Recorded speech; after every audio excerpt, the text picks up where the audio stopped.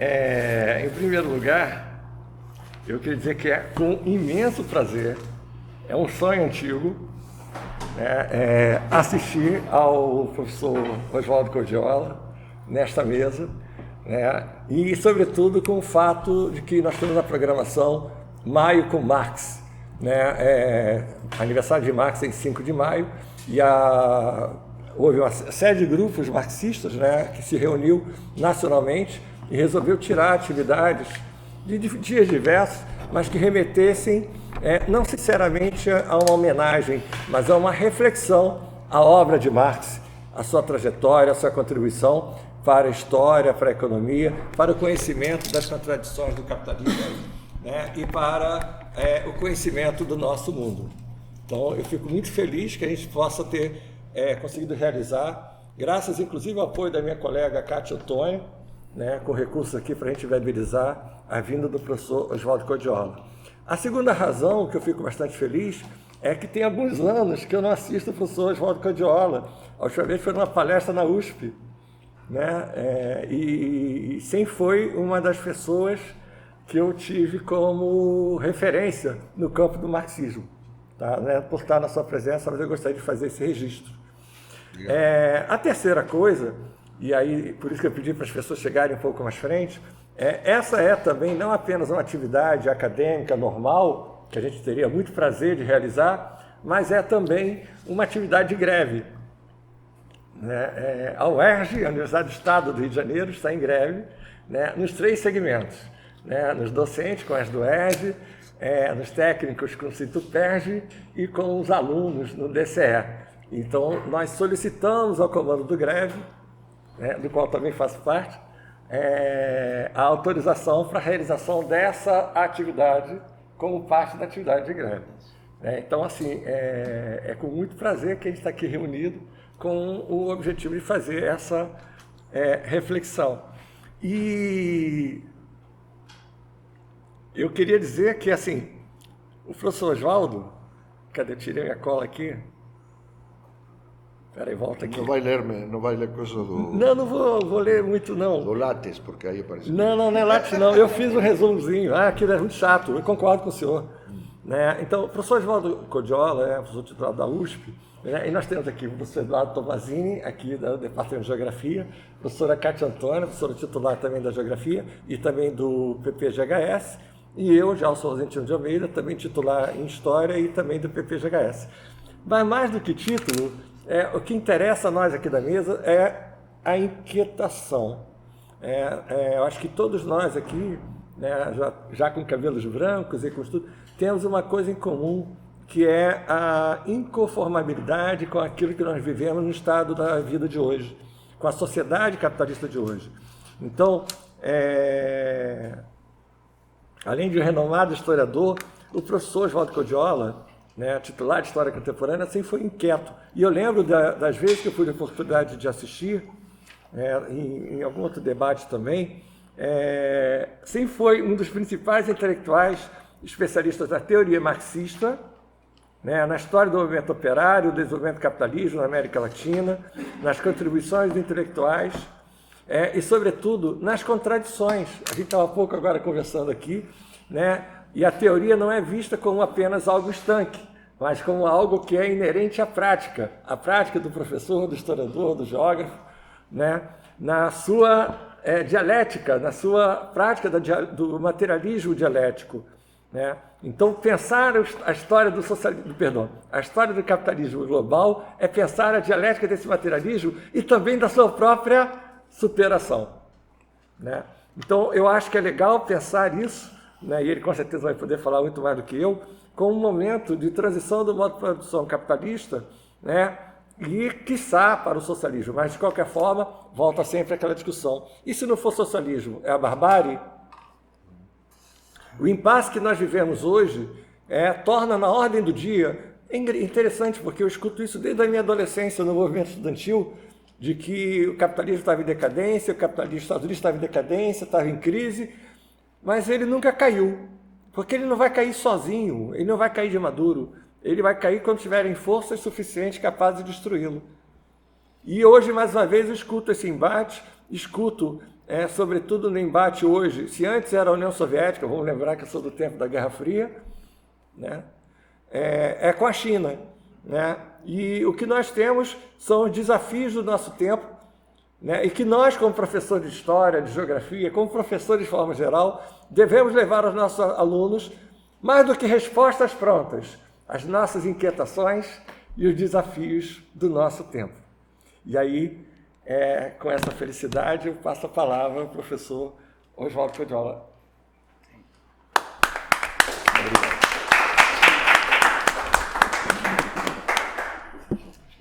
Na verdade, se o professor me permite, é que eu lembro que a professora Kátia, ela tinha me encomendado, vamos dizer assim, uma pergunta, né?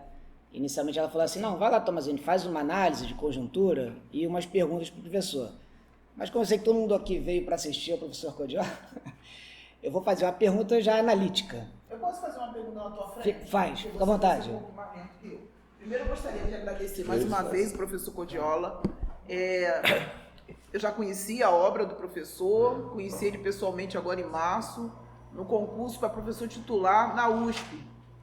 E assim, tanto ele pessoalmente, né, é apaixonante, quanto as suas grandes questões sobre o capitalismo. Eu queria, assim, como professora de geografia, e eu trabalho a geografia do tempo presente, a compreensão da história ela é fundamental para que a gente consiga entender os processos.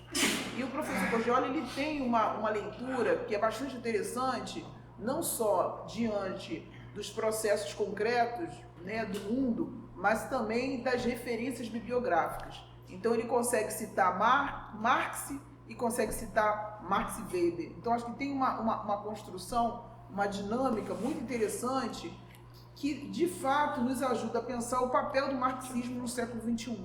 Então, queria ouvir um pouco do professor sobre o papel do marxismo, né, desse pensamento social crítico no século XXI. É isso.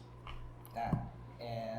E se o professor me permite já emendar, ou o senhor prefere falar agora? Não, emenda. Tá, então, eu como geógrafo, né, meu nome é Eduardo Tomazini, professor aqui da casa, eu ministro a disciplina de Organização do Espaço Mundial 1, Mundial 2, Geografia Econômica da Indústria. Então, até por dever de ofício, eu sou obrigado a fazer estudo de conjuntura geopolítica, né? E nós vivemos o que os ingleses chamam de tempos interessantes, que pode parecer uma coisa boa, mas na verdade assim, é um problemão, né? Tempos interessantes são tempos turbulentos. Quando o inglês fala para você, eu te desejo tempos interessantes, é uma roubada, né? É a crise.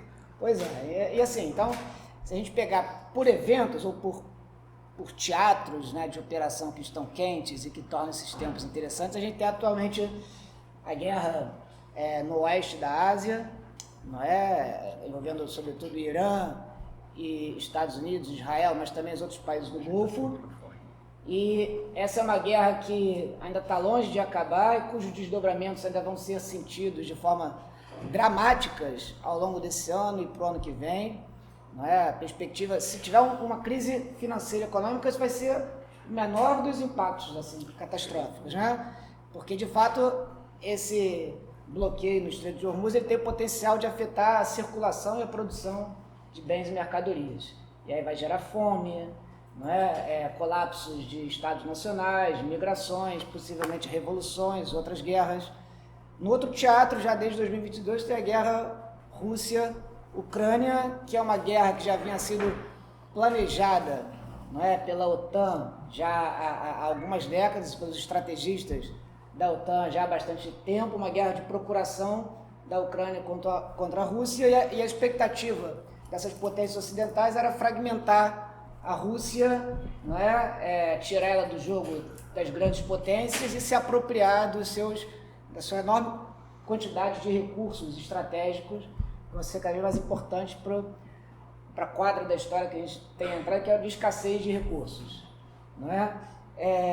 Inclusive, o historiador, cientista político, antropólogo, que é o Emmanuel Todd, que se reivindica ainda da Escola dos Anais, ele publicou um livro em francês, que não foi traduzido para cá, que é A Derrota do Ocidente. Então ele, ainda em 2022, já disse, olha, o Ocidente perdeu essa guerra e é uma derrota estratégica. Né?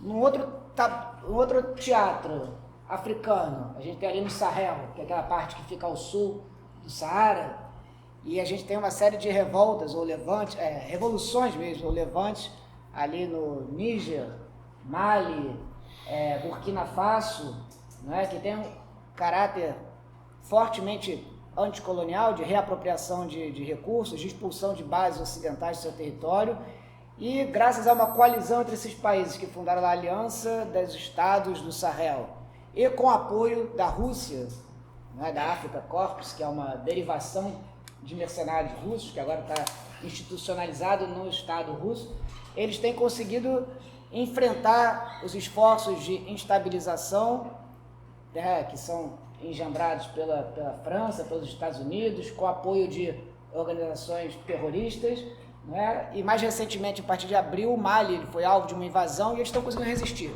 Então isso muda já a dinâmica que a gente conhecia de vulnerabilidade estratégica dos países africanos, né, que eram frequentemente desestabilizados pelo Ocidente para ter seus recursos rapinados. Aqui no começo do ano, a gente começou o ano com a invasão, com a captura, o sequestro do Nicolás Maduro, não é? E a composição de um novo governo que a gente não sabe muito bem se é um governo cliente da Delcy Rodrigues. É governo cliente. Isso.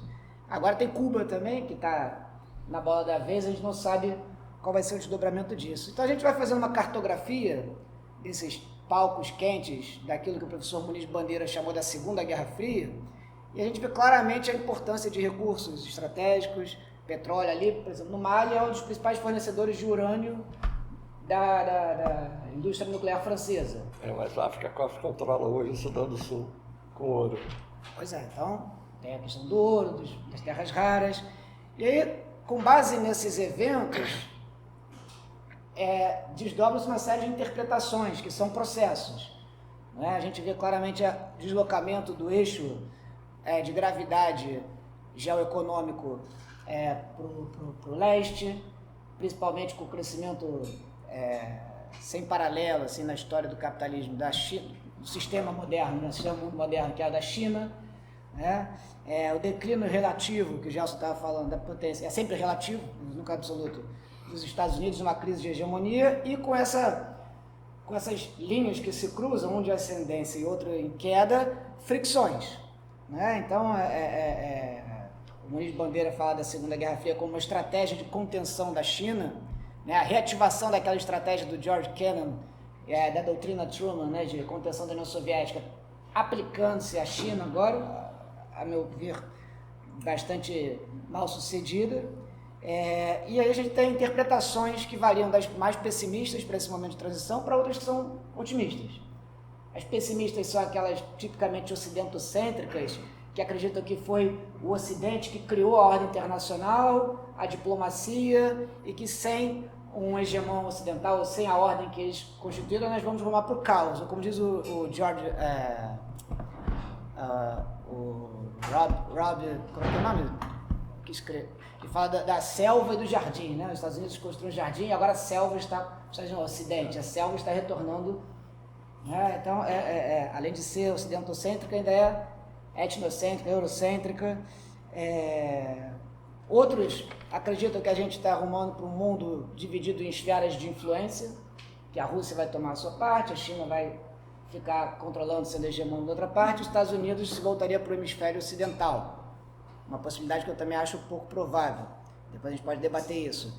E tem as leituras otimistas que, olha, nós estamos inevitavelmente indo para um mundo multipolar e que essas novas e algumas velhas, né, potências emergentes, elas têm, a gente observa isso pelas instituições alternativas que eles têm construído, os BRICS, etc. E tal. Eles priorizam a cooperação ao conflito, não necessariamente pressupõe as relações internacionais como um jogo de soma zero, e sim um jogo de soma diferente de zero, mas o fato é que ninguém sabe para onde vai, é uma incógnita. Por definição, o assunto, a história, ela é aberta, ela é indeterminada, não é? E é por isso que eu acho importante, eu encerro aqui para passar para o professor, a gente retomar a leitura de padrões históricos, né? Eu sou da geografia, mas eu tenho a história como minha segunda disciplina de predileção.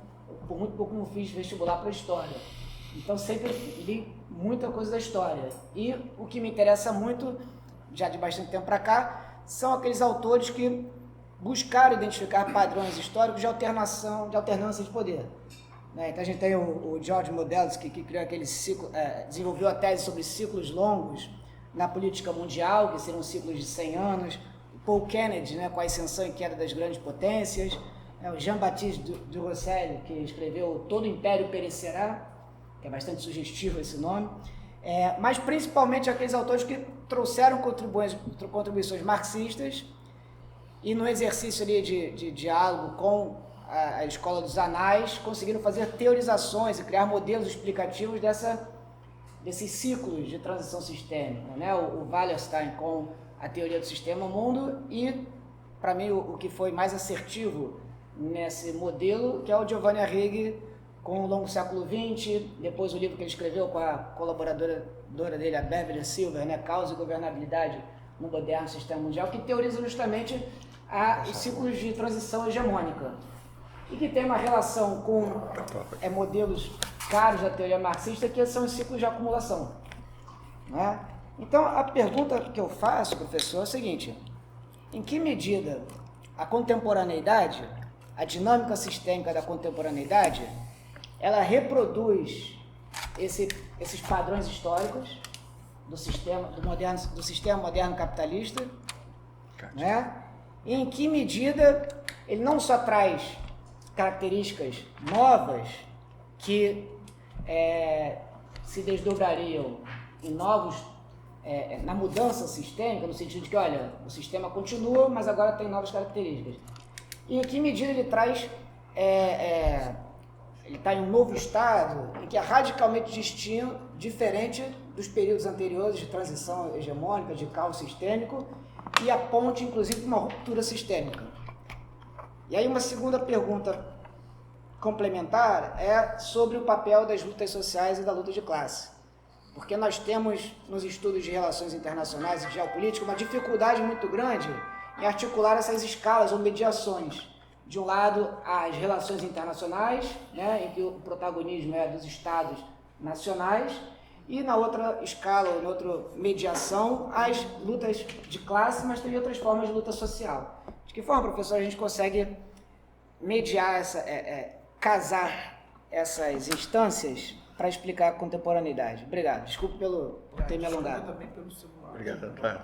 Bom, obviamente todos nós temos muitas questões, deixaremos para a palavra do professor Oswaldo Codiola e a gente em seguida, dando a liberdade do tempo dele também para fazer outros questionamentos, e, enfim. A palavra, então, está com o senhor, professor. Muito obrigado. Bom, muito obrigado a Kátia e a todos os outros responsáveis por terem me convidado. Isto primeiro, adoro vir no Rio de Janeiro, certo? Eu sou paulista, sou argentino, isso já... Mas me considero paulista. A cidade do mundo em que mais vivi foi São Paulo. Duplamente favorável, apaixonado pelo Rio de Janeiro, paulista e argentino. Paulista, exato. Os meus filhos são paulistas e paulistanos e tudo mais, e muito orgulhosos de ser e tudo mais. Então, agora vamos ter o Mundial de Futebol, certo? Então, e meus filhos, logicamente, vão torcer, se houver um jogo Brasil-Argentina, vão torcer pelo empate, certo? Porque... Depois, segunda coisa que eu queria pedir, os que estão mais ao fundo, de virem mais perto, porque a pessoa regula a voz de acordo com a distância. E eu tenho 75 anos e já não tenho muita voz. Se eu começar a falar muito alto, na metade vou ter que parar porque não vou ter mais voz. Então, e não temos microfone. Se tivéssemos microfone era fácil. E só para esclarecer, que quem não chegou no início, nós estamos numa atividade de greve. E como os técnicos estão em greve, não houve como fazer a gravação e nem ter a instalação do som. Então a gente sabia dessa limitação e pedimos, portanto, para que as pessoas cheguem mais pressa. Bom, então vamos nessa para não... Bom, na verdade eu considero isto como uma mesa, não como uma palestra minha, porque não vou falar muito mais do que falou Eduardo, certo? Então quer dizer que estamos numa mesa, não numa palestra, uma conferência, uma coisa desse tipo, certo? Então eu vou pegar a coisa, claro, falar de marxismo, conjuntura, vigência do marxismo, o Eduardo citou um monte de autores, se fosse falar de todos eles, então ficar horas aqui. Então vou tentar fazer uma abordagem histórica, certo? Por favor, venha mais para frente, pelo amor de Deus, não me vão lá no fundo, que senão vou ter que começar a gritar e vai ser um desastre. Tem lugar aqui, gente. Bom, aí tem um monte de autores. Um deles eu nunca li, mas me lembro muito bem dele. Que nunca li foi Emmanuel Todd. E por que me lembro de Emmanuel Todd? Porque ele era eu tive uma orientadora de mestrado e de doutorado lá na França, se chamava Madeleine Reberiu, ela é pouco conhecida aqui. Na França é considerada a maior historiadora da história, praticamente, era historicamente vinculado ao Partido Comunista, medalha de honra à resistência, teve na resistência, etc. E por algum motivo ela odiava profundamente Emmanuel Todd e falava que era um cretino, um analfabeto e um reacionário, certo? Não sei por que sempre falava isso de Emmanuel Todd, ela odiava profundamente Emmanuel Todd. Eu nunca li Emmanuel Todd, para falar a verdade, e talvez por preconceito criado pela minha orientadora, que odiava profundamente. Emmanuel Todd era um jornalista, escrevia no jornal Le Monde, me lembro, naquela época que eu morava lá, faz muito tempo. Talvez não seja mais um cretino, um idiota e um reacionário, porque as pessoas evoluem no tempo e agora seja uma pessoa inteligente, não faço a menor ideia, nunca li nada dele. Um dia, agora vou lembrar que talvez seja preconceito e vou ter que ler Emmanuel Todd. Agora todos os outros, então vamos ver, porque aí temos a teoria dos ciclos longos, que foi elaborada por Kondratiev, relativa à economia, que foi incorporada na história explicitamente por Fernand Braudel, certo? E depois estou falando para um público por favor, na frente, por favor, não me vai lá no fundo, pelo amor de Deus. Não, eu que podia dizer, de uns pouco mais de 15 anos atrás eu tive com o Herzog e deu evoluída. Quem? Todo. Emmanuel Todo. Não sei, talvez seja um preconceito dele, devia ser. Ele era muito PC, muito Partido Comunista Francês, então não sei algum motivo. Na verdade, não me lembro dela porque ela tinha uma ideia fixa com Emmanuel Todd, era uma coisa dele odiava. Então, são tantas coisas, conjuntura, história, um monte de autores, impossível. Vou tentar sintetizar, não como uma coisa conjunta. Vamos tomar o início. Socialismo ou barbárie, se fala, socialismo ou barbárie. Tudo bem. Então, poderia dizer, vigência do marxismo. Hoje, socialismo ou barbárie foi falado por Rosa Luxemburgo, quando no início de 1919. Por quê? Porque tinha acabado a Revolução dos Marinheiros, começada em novembro de 1918, certo? Quando a Revolução chega a Berlim, há uma forte repressão deflagrada pelo governo, que nessa altura era o governo socialista, o governo social-democrata. Então, a Rosa Luxemburgo escreve um artigo que se chama A Paz Reina em Berlim. E onde no final do artigo diz assim: a que se refere esse socialismo ou barbárie? Se refere ao seguinte: os socialdemócratas estavam em favor, vamos dizer assim, de uma transição da monarquia. O Kaiser, rei da Alemanha, tinha renunciado, certo? E em direção de uma democracia. Só que a democracia, que se inaugura com a queda do rei e um governo encabeçado por Friedrich Ebert, que hoje é considerado um grande democrata, e muita gente por o mundo afora e por aqui no Brasil também teve bolsa da Fundação Friedrich Ebert. Bom, é lindo ter uma bolsa da Fundação Friedrich Ebert, porque Friedrich Ebert foi o assassino de Rosa Luxemburgo, nada mais, nada menos, certo? Então, obrigado, um assassino me deu uma bolsa para eu estudar Rosa Luxemburgo, ok? O assassino de Rosa Luxemburgo, certo? Que foi um dos que ordenou o assassinato de Rosa Luxemburgo. E com requinte de crueldade. Sim, bom, mataram, esquartejaram o corpo, ou seja, a cabeça, mãos, etc. Até hoje há um debate de qual é o corpo de Rosa Luxemburgo, porque foram encontrados dois corpos femininos, sem mãos, sem pés, sem cabeça, certo? E um sustenta que essa Rosa Luxemburgo, outro sustenta que outra, não se sabe direito. Bom, mas a que se referia Rosa Luxemburgo? Se referia ao seguinte: havia intermediária, ainda viva, não, obviamente, havia intermediária, depois do massacre de Berlim, havia intermediária entre socialismo e monarquia, ou seja, está descartada. É socialismo ou barbárie. O que não é socialismo conduz a barbárie. Então ela falou isso num marco alemão. Claro, a fórmula foi tão impactante, que depois foi, agora é socialismo barbárie para tudo, certo? Socialismo barbárie para tudo, né? Socialismo barbárie. Uma vez fiz uma piada porque havia um grupo trotskista que disse a defender aqui Bin Laden, certo? Porque Bin Laden lutava contra o imperialismo. E então eu falei... claro, esses caras diziam assim, eles leram Rosa Luxemburgo, Socialismo ou Barbárie, e ao lerem Socialismo ou Barbárie falaram, legal, então a gente podia escolher, certo? Podiam escolher a Barbárie, né? Bom, tudo bem.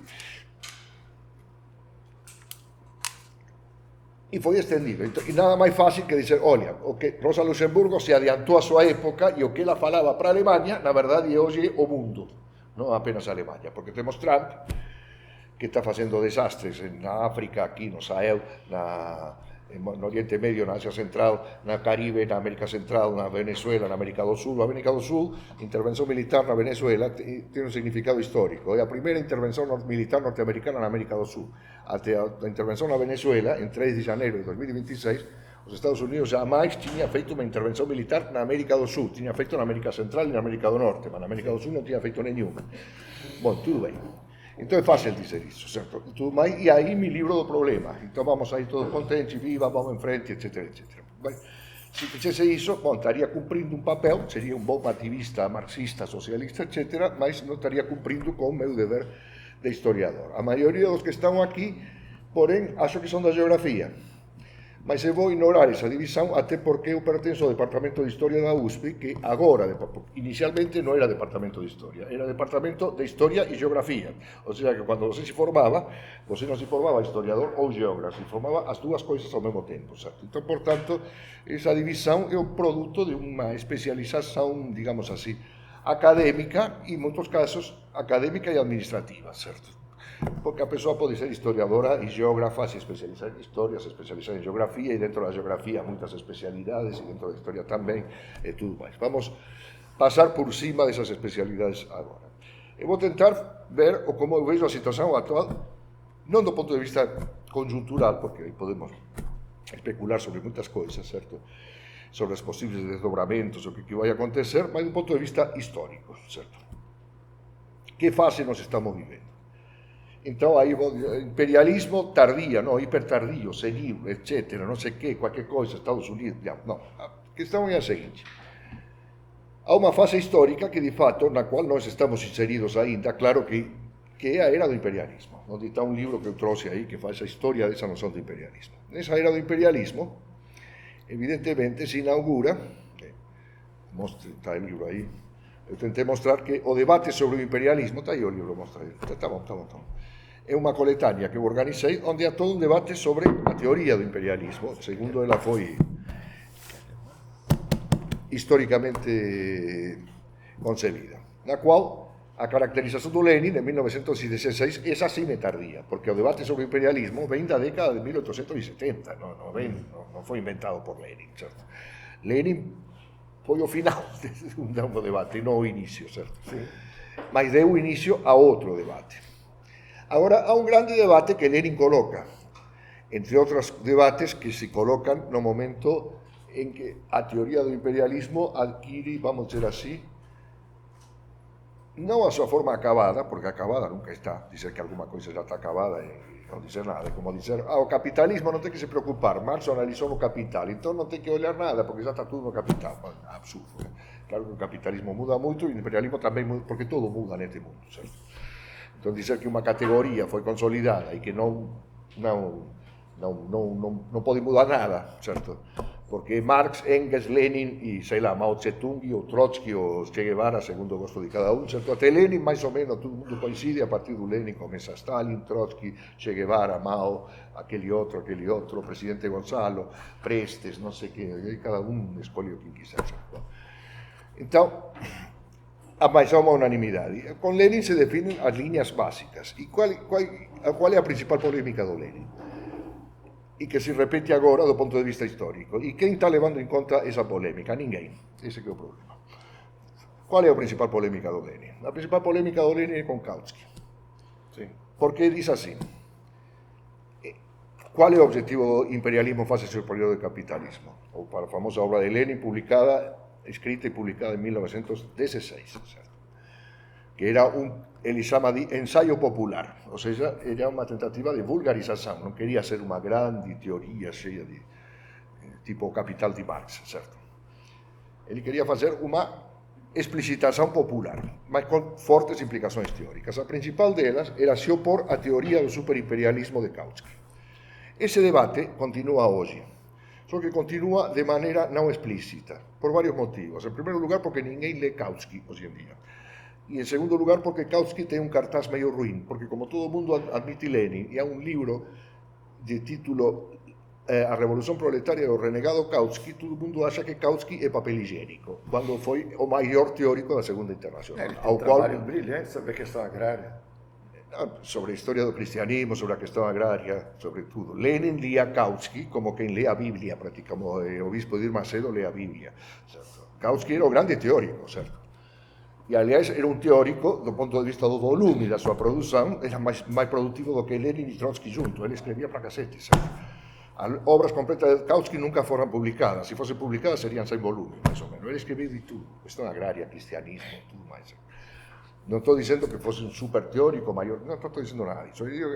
Ele escrevia muito. E teve uma vantagem sobre Lenin e Trotsky.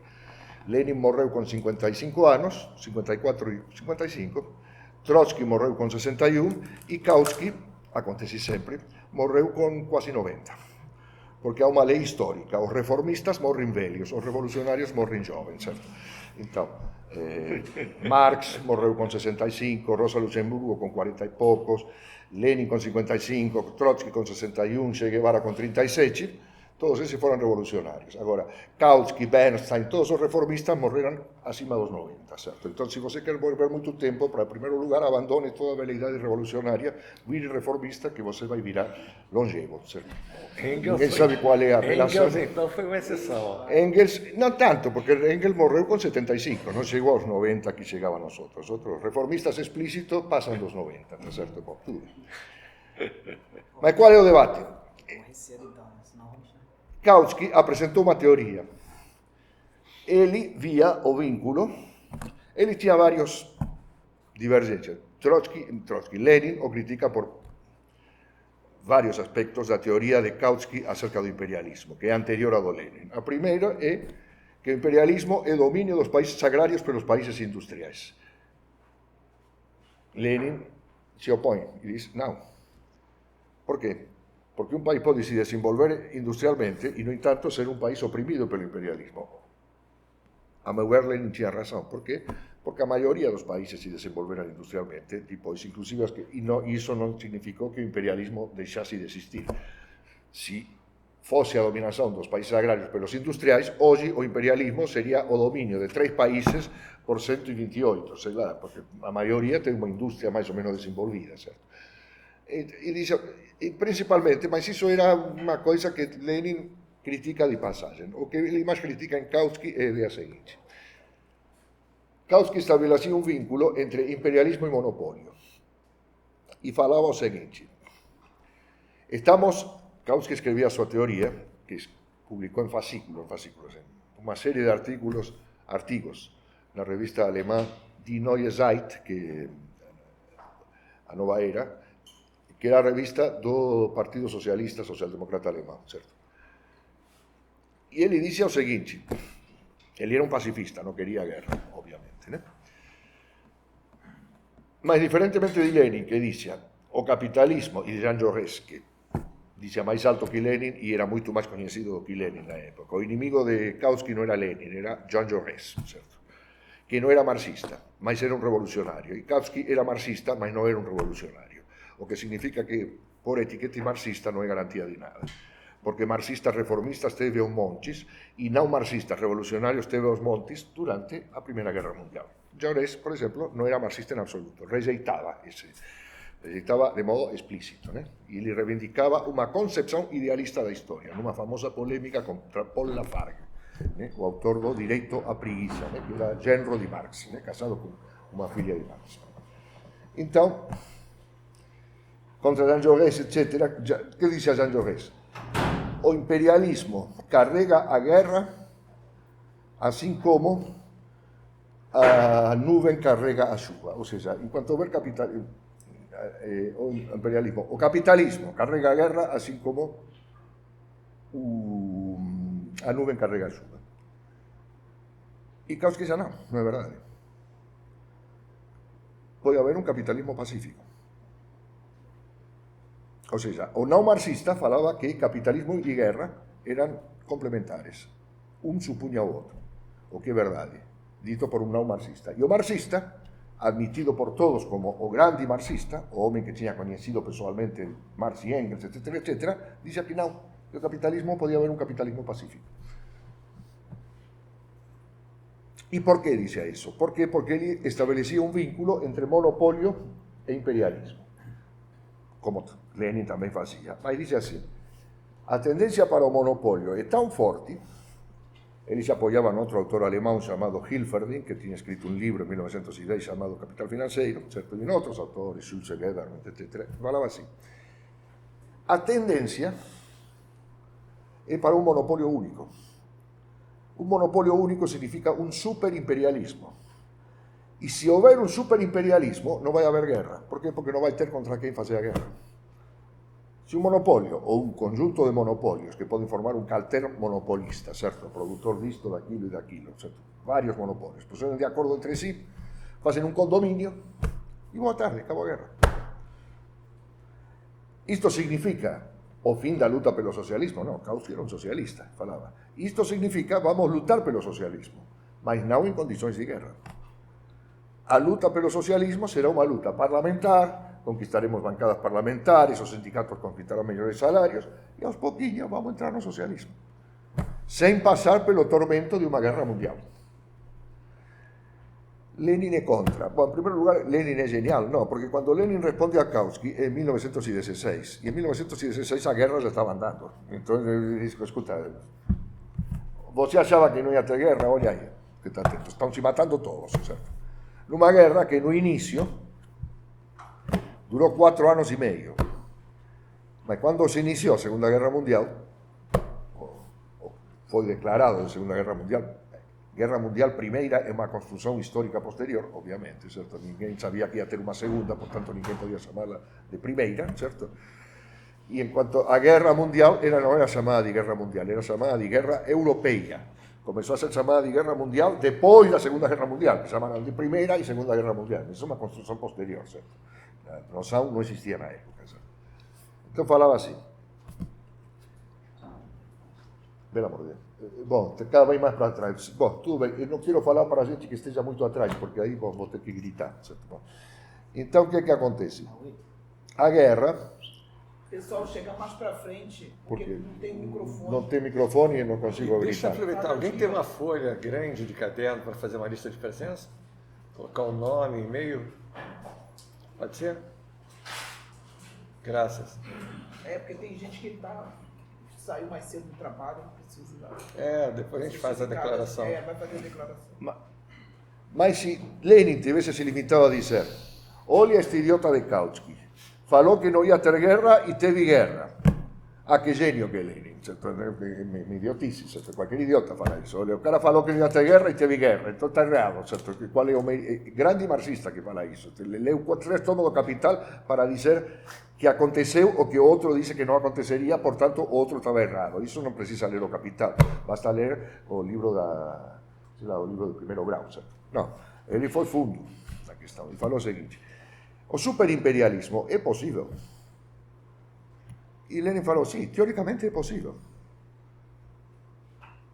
Un monopolio único ou un conjunto de monopolios únicos monopolizar na economía mundial, por que non? É a tendencia, é de fato a tendencia do capitalismo. E hai 2 autores que se oponen a esa teoría. O primeiro, de maneira moito máis desenvolvida que Lenin, e antes do Lenin, era outro bolchevique que se chama Nikolai Bukharin, que escreve un libro chamado A Economía Mundial allá fora lá no fundo. Já vou ter que falar até os berros. Bom, tudo bem. Estamos sem microfone e não posso gritar muito, certo? Então, o que quero responder? Lenin. Essa é a tendência. Bukharin responde primeiro, de modo mais completo que Lenin, e diz assim: a tendência do capital e, de fato, para a internacionalização da produção. Mas que se produz simultaneamente a uma tendência contraditória, que qual é? A cada vez maior base nacional do próprio capital. Ou seja, o capital é cada vez mais internacional pela sua base produtiva e cada vez mais nacional como relação de propriedade. Que é um desenvolvimento para a era do imperialismo de uma ideia de Marx, que o capitalismo se caracteriza pelo carácter cada vez mais social da produção e o carácter cada vez mais privado da apropriação. Essa é uma ideia básica de Marx no Capital, certo? Que é exposta de modo brilhante por Engels, num livro chamado Socialismo Utópico, Socialismo Científico, como um resumo da ideia do Capital, e que Bukharin projeta para a escala internacional, dizendo que se caracteriza por uma tendência a uma produção cada vez mais internacional e para uma apropriação cada vez mais nacional, que é o desenvolvimento dessa ideia básica de Marx, que Bukharin apresenta como base do imperialismo capitalista. O livro de Bukharin foi prefaciado por Lenin, que achava que tinha algumas fraquezas, mas que era muito bom o livro. E Lenin não se detém sobre essa questão. Por quê? Porque já estava no livro de Bukharin, que foi publicado em 1915. O livro de Lenin foi publicado um ano depois, em 1916. Mas Bukharin era mais jovem e mais rapidinho que Lenin, certo? Ele tinha uma mente mais... E as propostas de livros eram diferentes. O Bukharin se dispunha a fazer um estudo mais aprofundado. E o Lenin uma obra de síntese e de divulgação das ideias. Claro, exatamente. Agora, mas a resposta de Lenin é ao mesmo tempo mais completa, porque diz assim: a ideia do Kautsky supõe um desenvolvimento sem contradições do imperialismo, que é a mesma coisa que supor um desenvolvimento sem contradições do capitalismo. Ora, o imperialismo é tão contraditório que antes de se chegar ao ideal ou ao destino lógico de um superimperialismo, vai haver tal quantidade de conflitos e de contradições entre os próprios capitalistas que necessariamente vai explodir uma guerra mundial, coisa que era fácil de demonstrar, já estava em andamento, e uma revolução social. Por isso, ele caracteriza o imperialismo fase superior do capitalismo, que com a Primeira Guerra Mundial se abre uma era histórica de guerras e revoluções. Hoje, tudo bem, Lenin falou isso, que importância tem? A importância que tem é que no momento em que Lenin escreve que a Guerra Mundial abre uma era de eras e de revoluções, parecia um louco. Por quê? Porque em 1916 ninguém apostava um centavo numa revolução social. Ninguém. Estaban todos se matando. Na Alemanha, na França, na Inglaterra, en todos os países do mundo, e a partir de 17 tamén nos Estados Unidos. Estaban todos se matando entre eles.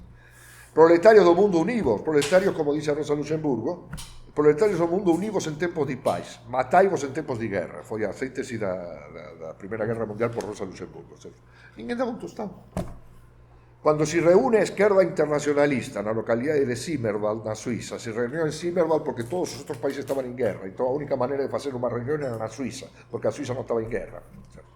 Estaba roubando dinheiro de todos os países, certo? Diciendo que era pacifista. Certo? E se reúnen aí e hai unha famosa imagen de Rosa Luxemburgo. Todos os internacionalistas do mundo cabían nun sofá. Literalmente, cabían nun sofá. Se reúne, é um exagero, mas era uma meia dúzia de gato pingado. Era torcida do Botafogo. Eu ia falar, cuidado. Isto, quando se reúnen os internacionalistas en Zimmerwald, entre os bolcheviques da Rússia, Trotsky, que non era bolchevique, os mencheviques internacionalistas, a ala esquerda do socialismo suizo, Fritz Platen, e máis meia dúzia, Liebknecht está preso, Rosa Luxemburgo está aí. Isto era unha reunión de masas comparado con esa reunión. Eran 10, 12. E asinan un documento. Asinado por 12 persoas. Bom, iso foi a base da Revolución Social. A base política da Revolución Social. 12 persoas que asinan. Então, a aposta en que se abría non a posibilidade de unha revolución na Rusia, mas que se abría uma era histórica mundial, portanto, de guerras e revoluções, era uma aposta totalmente contra as evidências do seu tempo. Se alguém tivesse, se Arrighi tivesse estado aí e tivesse dito, olha, estamos passando de um ciclo hegemônico de sei lá quem, Inglaterra, para um ciclo hegemônico da Alemanha, teria sido jogado pela janela. O cara vai em outro lugar. Aqui não estamos discutindo isso. Não temos nem sequer a mesma ideia. O capitalismo não é uma série de ciclos hegemônicos. O capitalismo é o desenvolvimento das contradições que nascem da própria produção, certo? E não de ciclos hegemônicos que são fenômenos superestruturais. Sim, lógico. Se há um capitalismo dominante numa fase, depois haverá outra fase em que haverá outro capitalismo dominante, talvez. Mas isso não diz nada a respeito às leis fundamentais do capitalismo. Agora, tudo bem, Arrighi é muito útil, porque um cara que estuda muito, faz tabelas estatísticas, é muito usado, mas sua problemática não tem nada a ver com essa problemática de Lenin, Trotsky, Rosa Luxemburgo. E falta Marx, né? É? E falta o próprio Marx. Não, fora isso, o livro, ao longo do século XX, termina dizendo que o próximo ciclo hegemônico vai ser do Japão, ou seja, errou meio longe, certo? Porque depois terminou dizendo, olha, errei por pouquinho, foi da China e não do Japão, certo? Que aí pertinho. Adam Smith e Pequim, Volta para Adam Smith. Eu sabia que era algum país de olho puxado, só que errei. Pensei que era o Japão e resultou ser a China, que também tinha China, todo mundo de olho puxado, então mais ou menos tudo bem. Agora não estou dizendo que o trabalho dele não vale nada, muito pelo contrário. Tem ideias interessantíssimas, tudo. Agora, a problemática não faz parte dessa. É outro. Não diz a respeito à tendência histórica do capitalismo, da tendência a conjunturas. No máximo serve para isso, para dizer, bom, isto pode ser útil para analisar conjunturas. Então, hoje se repete o debate, só que não é explícito. Por quê? Porque, repito, ninguém lê mais o pobre Kautsky, certo? Por quê? O que está colocando Trump? O que Trump está colocando, de modo absolutamente explícito, é a possibilidade de um superimperialismo. E qual é o superimperialismo? É o imperialismo norte-americano dominando tudo. Além do mais, tem uma vantagem sobre o tempo de Kautsky. Em Kautsky, no máximo, o superimperialismo podia ser uma tendência objetiva. Mas não havia ninguém pirado ao ponto, não havia o Kaiser da Alemanha, o rei da Inglaterra, o primeiro-ministro da França, ou seja lá quem for, de outro país, o presidente dos Estados Unidos da América, não estavam dizendo, olha, não vamos entrar na guerra, vamos entrar de sola e vamos dominar o mundo inteiro. Ninguém pensava nisso. O Michael Hudson escreveu um livro, Superimperialismo. Quem? Michael Hudson, pode ser. dos Estados Unidos, que era superimperialismo dos anos 70 ainda. Na verdade, o que eles usam hoje não é nem super, é hiper. Hiper, super, tudo bem. É qualquer coisa. Hiper, super, imperialismo, capitalismo. É a China. Hiper é os Estados Unidos. Me deixa terminar de falar, porque senão vamos desviar em questões terminológicas e se perde a ideia, certo? Perfeito. Se perde a ideia, certo?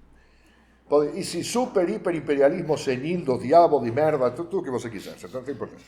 Chame, põe a todos imperialismo. Aí, a partir de imperialismo, põe qualquer coisa, certo?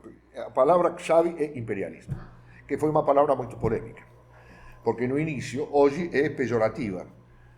Como se demonstra neste livro, no início era uma palavra que era bem vista. Todos os países queriam ser imperialistas. Como escreve muito bem Hobsbawm, um livro chamado A Era dos Impérios, no primeiro capítulo, havia uma briga para ver quem era mais imperialista. Sim. E ele falava, eu sou mais imperialista que você. E Hobsbawm faz uma discussão que é brilhante sobre se o imperialismo responde a tendências econômicas ou ideológicas, porque diz que há ações do imperialismo. Por exemplo, Suécia chegou a colonizar uma ilha do Caribe, que não servia estritamente para porcaria nenhuma, o único que servia para gastar dinheiro. Então, como se explica isto? Diz, o imperialismo, diz assim, era em parte ideológico. Por quê? Porque um país que não tivesse uma colônia era um país eunuco, ou seja, era como dizer, não temos nada, certo? E até a Suécia, que era uma pobrecinha naquela época, hoje não era um país que isso que hoje, fez questão de ter uma colônia, só para dizer, eu também tenho uma colônia, certo? Mas é uma ilha de merda que não serve para nada. Mas não importa, eu tenho uma colônia igualmente, certo? Bom, então, primeiro o imperialismo é um fenômeno de base econômica, corresponde ao capitalismo monopólios e corresponde a uma tendência, qual é? Sobreprodução de capitais nas metrópoles que precisam de campos de investimento. Para isso colonizam economicamente o mundo. uma colonização que, como antecipa Lenin, e isto é uma grande ousadia do parte do Lenin, em 1916, o imperialismo capitalista não implica em colônias, porque pode colonizar um país economicamente sem ocupá-lo militarmente. Quando diz Lenin isto? Diz na véspera do fim da Primeira Guerra Mundial, da qual surge Inglaterra como o maior império colonial da história humana, não da história humana. Nunca houve um império do tamanho da Inglaterra no final da Primeira Guerra Mundial. Tinha pedaços de território colonizados e ocupados militarmente em todos os continentes do planeta. Império que o sol nunca dorme. Não, esse foi o do Carlos V, foi outra história. O império do sol nunca dorme é uma frase de Carlos V. No meu império o sol nunca dorme porque era um império espanhol. O império inglês, claro que o sol nunca dormia porque estava espalhado por todo o mundo, certo? A afirmação de Lenin, nessas condições do maior império colonial da história, de que o imperialismo capitalista não implicava necessariamente em colônia, também é uma afirmação contra toda evidência. Contra toda evidência. Por quê? Porque a evidência é o contrário. O território colonizado, como explica Hobsbawm, no final da Primeira Guerra Mundial, 3/4 partes da população do planeta vivia em colônias. 3/4 partes da população do planeta vivia em colônias. Nessas condições de ser, como a tendência é a países independentes e não a mais colônias. Era contra toda evidência. Quem tinha razão? No meu ver, Lenin. Hoje que temos 196 estados independentes. E o imperialismo é mais imperialismo do que nunca. E o monopólio é mais monopólio do que nunca. E em vez de colônias, temos colônias, evidentemente, ainda. Mas colônias que, inclusive, para dizer que dizem que não são colônias. Por exemplo, as Ilhas Malvinas, na Argentina, são uma posse colonial de Inglaterra. Mas a Inglaterra diz que não é uma posse colonial. É um território autônomo dentro do Império, dentro do Commonwealth britânico. Obviamente, não é uma colônia. É a maior base militar da OTAN no Atlântico, no hemisfério sul, fica aqui pertinho, a 400 quilômetros da costa argentina. Está armada até os dentes, não se sabe se tem armas atômicas. Então, foi contra toda evidência que proclamou essas duas coisas. E falou, superimperialismo supõe um imperialismo que não tenha contradições, certo? Hoje, a tendência para um superimperialismo é maior do que naquela época. Porque, inclusive, hoje, na época de Kautsky, era implícita.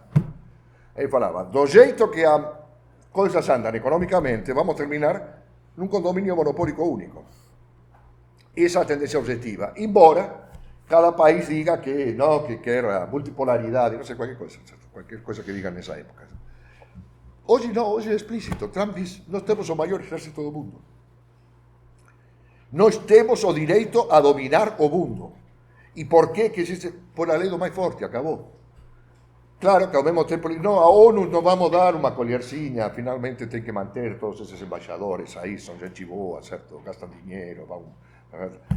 Aí estou cagando e andando no que a ONU, a OEA e não sei quem mais opinem, certo? Se eu quero invadir o Irã, vou invadir o Irã. Se eu quero invadir a Venezuela, invado a Venezuela. Se vou invadir Cuba, e vou invadir na próxima semana, vai invadir Cuba, com certeza, certo?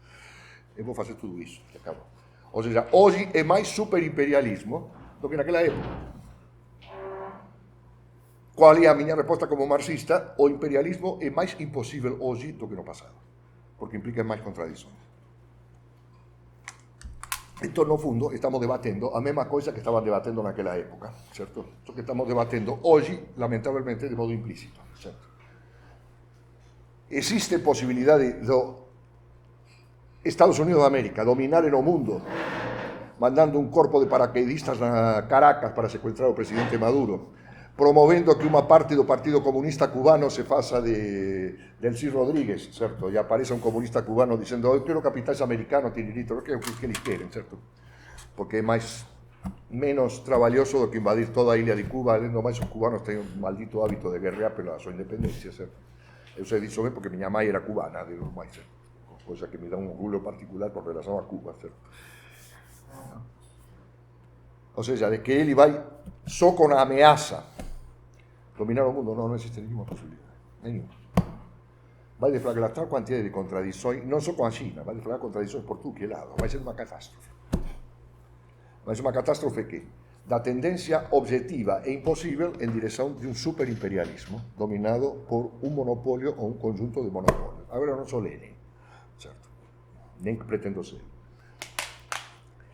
O que estamos discutindo, e isso que eu quero, e não vou mais longe, porque senão tenho que fazer uma conferência, é que isto vai ser impossível, apesar de que hoje é uma tendência, diferentemente da era de Kautsky, absolutamente explícita, que está posta no tapete, está posta em cima da mesa, certo? Un imperialismo que domina o mundo inteiro. Por quê? Porque houve várias posibilidades e todas acabaram em catástrofes. A primeira possibilidade de um superimperialismo foi na era precedente e durante a Primeira Guerra Mundial. Lenin falou impossível. A história deu razão a Lenin. Por quê? Porque virou catástrofe. Em que pese a isso, essa catástrofe não impediu que surgisse o maior império colonial da história, que foi a Inglaterra. O que terminou con unha profunda raiva. Por qué? Porque os Estados Unidos entraron na guerra en 1917. E entraron na guerra para qué? Para tirar a batata quente do fogo dos ingleses e dos franceses, que iban perder a guerra, porque os alemães estaban acabando con eles. E dos rusos tamén, sen querer. Então, dixeran, como termina a guerra? Con os 14 puntos de Woodrow Wilson, que era o presidente americano, que diz, primeiro ponto, autodeterminación das nações, chega de colonias. Por qué? Porque esta é unha guerra de merda provocada pelas postas das dinastías europeas que queren colonias. Se o mundo parar de ter colonia, era sincero o deseo de Woodrow, era totalmente sincero. Era un filho da mãe, porque era un imperialista, vai ser un imperialista no sentido leninista, non no sentido belio.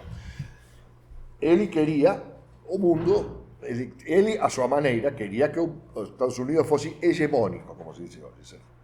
E non queria colonia. Por qué? Porque colonia é fonte de guerra anticolonial, para começo de conversa, e de guerra pelas propias colonias, certo? E diz, vamos parar con iso da guerra, porque a guerra é ruim, é feia. Guerra mata a gente, e eu non quero matar a gente. Guerra acaba, provoca máis colonias, e eu sou dun país que un século atrás ainda era unha colonia, por tanto non quero colonias, porque os Estados Unidos son oficialmente anticolonialistas, porque naceran de unha luta anticolonial.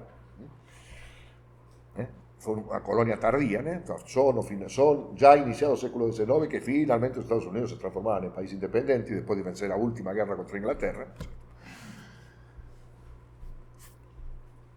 E os americanos viran que no final de unha guerra na cual eles entraran, non sacrificaran tantos soldados quanto os alemães, os rusos, os ingleses, os franceses, mas fixeran un esforzo e perderan algunhas centenas de millares de soldados. Para qué? Para que Inglaterra termine a guerra como maior. Para iso fixemos a guerra. Ficaran con raiva, certo? Bom, moito ben. E raiva é só iso, certo? A partir de ideas. Os marxistas, que eran Lenin, Trotsky, os bolcheviques, falaran, esta guerra non terminou. Se continúa así, se o imperialismo non foi derrubado, isto vai ser o prólogo de unha nova guerra. Cumpriuse, Segunda Guerra Mundial. Que foi iso? Foi, como dice Hobsbawm, a Segunda Guerra dos 30 anos, só que con un breve intervalo de paz, certo? Ou non, na miña opinión non foi. Mas a idea é interesante, certo? A Guerra dos 30 anos foi a guerra que no século XVII matou quasi metade da populación de Europa, non foi pouca porcaría, certo? Para matar metade da populación de Europa precisa facer unha tremenda de unha guerra, e fez. E foi a chamada última das guerras de religión e a primeira das guerras por fronteiras, ou seja, a primeira das guerras modernas. Foi as dúas coisas ao mesmo tempo. Então, finalmente, qual foi o segundo momento en que tivemos unha tendencia clara e explícita en dirección do superimperialismo? Final da Segunda Guerra Mundial. Por qué? Porque no final da Segunda Guerra Mundial todo o mundo capitalista tiña só un inimigo, a Unión Soviética, e os países sob a súa órbita de influencia que eran unha especie de dependencia colonial, que eran a Europa Oriental. Ainda non tíamos a Revolución Chinesa, nem Revolución Cubana, nem nada disso. E do outro lado, que un mundo capitalista totalmente hegemonizado pelos Estados Unidos, de un mundo que non cabe nem imaginar. Así como o dominio colonial de Inglaterra no final da Primeira Guerra Mundial non tiña paralelo na historia, o dominio económico do mundo pelos Estados Unidos no final da Segunda Guerra non tiña paralelo na historia. mais da metade da produção mundial era norte-americana, do mundo capitalista, estou falando, estou excluindo a União Soviética. Mais da metade da produção capitalista mundial era norte-americana. Os Estados Unidos produziam mais da metade das coisas que se produziam neste planeta. 60% do ouro mundial estava nas arcas dos tesouros norte-americanos, ou seja, a hegemonia norte-americana era absoluta. E só tinha, militarmente falando, uma contraposição, que era a União Soviética, que ainda por cima parecia que se expandia. Primeiro, em direção da Europa Oriental. Segundo, havia um terrível problema que não estava resolvido, que pensavam que iam resolver rapidinho com 2, 3 coisas, que era a China. Mandaram aviões e pilotos e falaram, vamos acabar com esse cara que Stalin chamava o Quixote chinês, chamava Mao Tse-tung, certo? Ou seja, que era um personagem ridículo de segunda categoria. Erraram todos. Truman, pensando que com alguns aviões e alguns pilotos resolvia o problema chinês, e Stalin, que tinha uma famosa frase, eu vou, várias testemunhas, vou movimentar o dedo mindinho e Mao vai cair sozinho. Bom, Stalin morreu, não sei se movimentou o dedo mindinho antes de morrer, talvez movimentou, e Mao Tse-tung se transformou no líder do país mais populoso do planeta, a partir de uma revolução. Erraram todos. O que demonstra que ser muito poderoso não significa que você tem o destino do mundo na mão, certo? Os norte-americanos pensavam que aquilo era uma porcaria que resolvia rapidinho. Os russos, Stalin, a burocracia que dirigia a União Soviética, pensavam que aquilo era um problema de segunda importância, que eles iam fazer qualquer coisinha. Roubaram toda a estrutura industrial do norte da China, Manchúria, foi toda roubada pelos russos no final da Segunda Guerra Mundial. Foi levada para a União Soviética. Erraram todos. Isso foi a véspera da maior revolução social do planeta Terra, que foi a Revolução Chinesa. Pelo número de pessoas que abrangeu, foi a maior revolução social da história. Certo? Então, portanto, esse super... E em segundo lugar, ou seja, além disso, o que tinha? Um mundo capitalista que parecia em ruínas. Todos con un pires na mão pedindo dinheiro dos Estados Unidos para reconstituir. Por quê? Porque o comunismo, que já se había expandido en direção da Europa Oriental, tinha o problema da China, que eles consideravam secundário, junto com a China da Vietnam, do Camboya, de todo o sudeste asiático. Mas o principal problema, en ese momento, era Europa. Parecía que os rusos podían un empurrãozinho e estaban no peñón do Gibraltar, certo? Finalmente, que é Europa? Un pedacinho de terra desse tamaño se comparado con o restante do planeta, certo? E esses países estavam na miséria. Que teve que fazer os Estados Unidos da América? Plano Marshall e seu equivalente no Japão. Financiaram a reconstituição da Alemanha, da Itália, da França, da Espanha, de todo o mundo, e do Japão, que teve um plano específico só para eles. Que conseguiram com isso? Com refinanciar a reconstituição do capital, financiaram a reconstituição dos seus rivais, porque na década de 70, os carros japoneses e os carros e da tecnologia alemã estavam superando no mercado mundial o capitalismo norte-americano. Ou seja, que a velha ideia de Lenin, a tendência para o superimperialismo existe, mas ela não elimina as contradições do capitalismo e do imperialismo. Portanto, não se pode impor de maneira linear, sino que tem que passar por tais contradições que provocam novas crises. Ou seja, o país que mais teve as condições de realizar o superimperialismo, que foram os Estados Unidos no final da Segunda Guerra Mundial, não conseguiu realizá-lo porque por causa das próprias contradições do desenvolvimento capitalista. E os famosos 30 anos gloriosos que foram? Foram os 30 anos de um desenvolvimento artificial do capitalismo europeu e japonês em função de evitar a expansão da Revolução Comunista na União Soviética. E ao fazer isto, o que fizeram? Financiaram os concorrentes dos Estados Unidos. E essa concorrência foi tão acirrada que levou a uma acumulação e concentração de capital de tal tamanho que no meados da década de 70 se deflagra uma crise histórica do capitalismo, que se desdobra em outras sucessivas crises até chegar à crise atual, porque no fundo estamos num período que foi inaugurado pela crise da década de 70. Bom, o que temos agora, para concluir esta exposição? Agora temos no quadro dessa crise agravada uma tendência que mais do que nunca é em direção de um imperialismo, de um superimperialismo. Mas quem protagoniza essa crise, quem protagoniza essa tendência ao superimperialismo, é nada mais nada menos do que uma potência, os Estados Unidos da América, que tem hoje muitas menos possibilidades de se transformar num superimperialismo do que as que tinha em 1945. Porque en 1945 o dominio norteamericano sobre o mundo capitalista era espantoso. Quais são as diferenças com 45? Primeiro, não existe um campo socialista, não existe uma União Soviética. Mas existe, sim, um grande rival. Curiosamente, esse fim da União Soviética, que aqui acabou o socialismo, não acabou. Por quê? Porque como parte da impulsão criada pela Revolução Soviética, surgiu um país chamado China. E esse país chamado China tem hoje um desenvolvimento capitalista muito mais forte do que os Estados Unidos da América. E está disputando o mercado mundial com os Estados Unidos, certo? E em segundo lugar, porque o que hoje sim é mais fácil, que aparentemente mais fácil, que eliminar a concorrência da Europa e do Japão, é impossível. Por quê? Porque a Europa e o Japão estão desenvolvidos, não estão pedindo esmola, estão, ao contrário, criando problemas, certo? Então, os Estados Unidos, então, isso eu tentei explicar outro dia aí na Globo, né? Não sei se entenderam, mas tudo bem, rapidinho. O que fez os Estados Unidos? Vai, lá diz assim: olha, vamos por parte, vamos reconquistar o mundo. Quando dizer vamos reconquistar o mundo, porque é isso que lhe digo, vamos reconquistar, eu perdi o domínio. Quando Trump diz vamos reconquistar, é porque está admitindo uma derrota. A retomada do Big Shake. Bum. Não, ele diz que no passado tivemos um razoável domínio do mundo, mas agora não temos mais. A estratégia de segurança nacional é reconquistar. Quando quem diz reconquistar significa eu já conquistei, já perdi e vou conquistar novamente.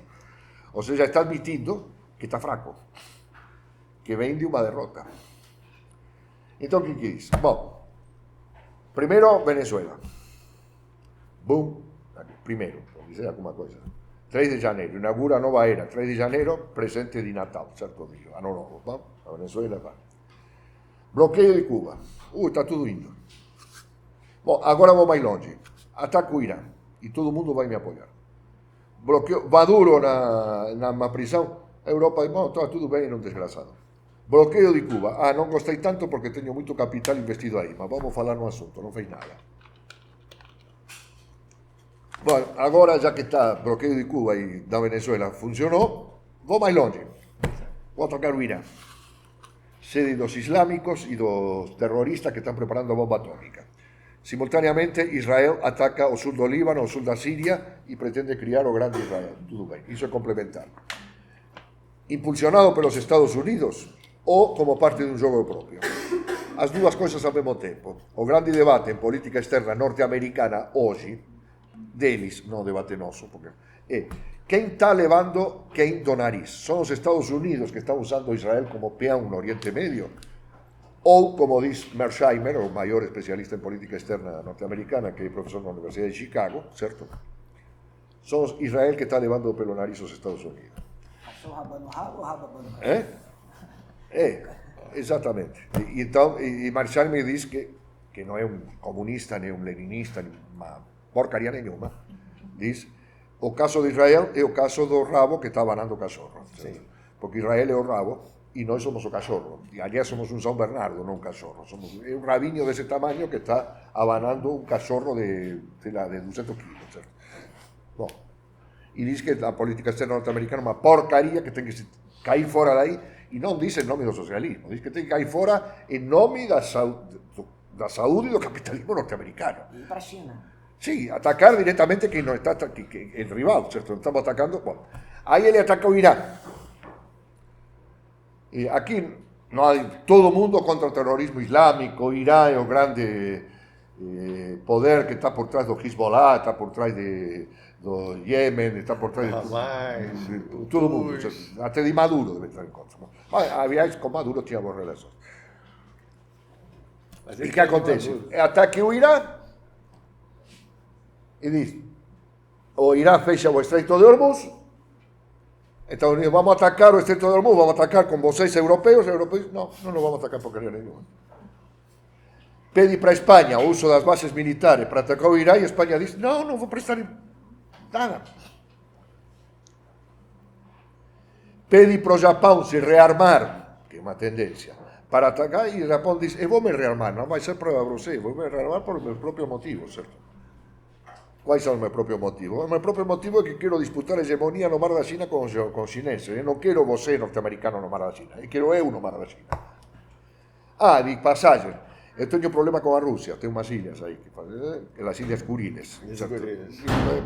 Eu quero essas ilhas para mim, porque já foram minhas, certo? Eu as perdi na Segunda Guerra, porque os russos chegaram e pegaram. Eu quero essas ilhas de volta. Então tem seus próprios... Ou seja, cada um tem seu próprio jogo nesta história. E cuidado, porque a Europa diz, não, mas a Europa é uma nau. É uma nau, mas cheio de bombas atômicas. É uma nau cheio de bombas atômicas, é uma nau meio perigoso, certo? Porque pode ter a ideia de começar a lançá-la por conta própria. Na guerra da Ucrânia. Onde os Estados Unidos querem parar a guerra e a Europa quer continuar a guerra. Tem seu próprio jogo. Ou seja, estamos no quadro, chamem-lo de caos sistêmico, não tem importância. Estamos no quadro de uma explosão de todas as contradições do imperialismo. Qual é o prognóstico? O prognóstico é o desenvolvimento da contradição. Por quê? Porque não se pode prognosticar quem vai ganhar. Qual é o papel da luta de classes? O papel da luta de classes é reemerger num quadro que, internacionalmente, é nominado não pela luta de classes, mas pelas contradições entre países. Certo? Hoje, a luta de classes, que representa do ponto de vista político. Hoje a luta de classe, do ponto de vista político, a organização da classe operária contra a burguesia, do ponto de vista político internacional, não representa absolutamente nada. Por quê? Porque não temos nenhuma internacional que coloque, sequer formalmente, como a Segunda Internacional durante a Primeira Guerra Mundial, ou como a Terceira Internacional no início da Segunda Guerra Mundial, ou como a Quarta Internacional, organizada pouco antes da Segunda Guerra Mundial, mas que não se desenvolveu pelo assassinato do Trotsky, por toda uma série de problemas acerca dos quais já escrevi 5 livros, mas eu não vou repeti-los aqui, porque senão vamos chegar muito longe, certo? Ou seja, por todo esse conjunto das questões, hoje não temos uma presença independente da classe operária no cenário internacional. Para concluir, essa é a tarefa política da nossa geração, certo?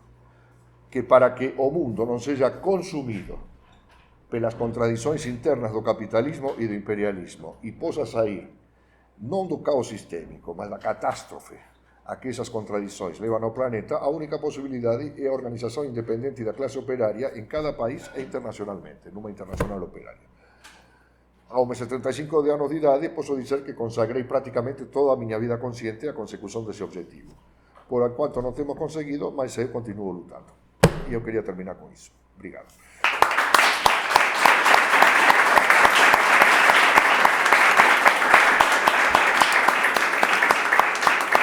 E tem livros aqui. Pesa muito, eu trago com um desconto fantástico e eu não quero voltar com nenhum livro para São Paulo, certo? Eu quero dizer que precisam ser vendidos porque eu estou, como parte desse esforço, estamos publicando uma coleção, esta que é bem baratinha, mais barata, mais cara do que está aqui, certo? Muito baratinha, e são todos jovens professores, marxistas e jovens pós-graduandos que eu estou publicando, e se não vender livros, para a publicação.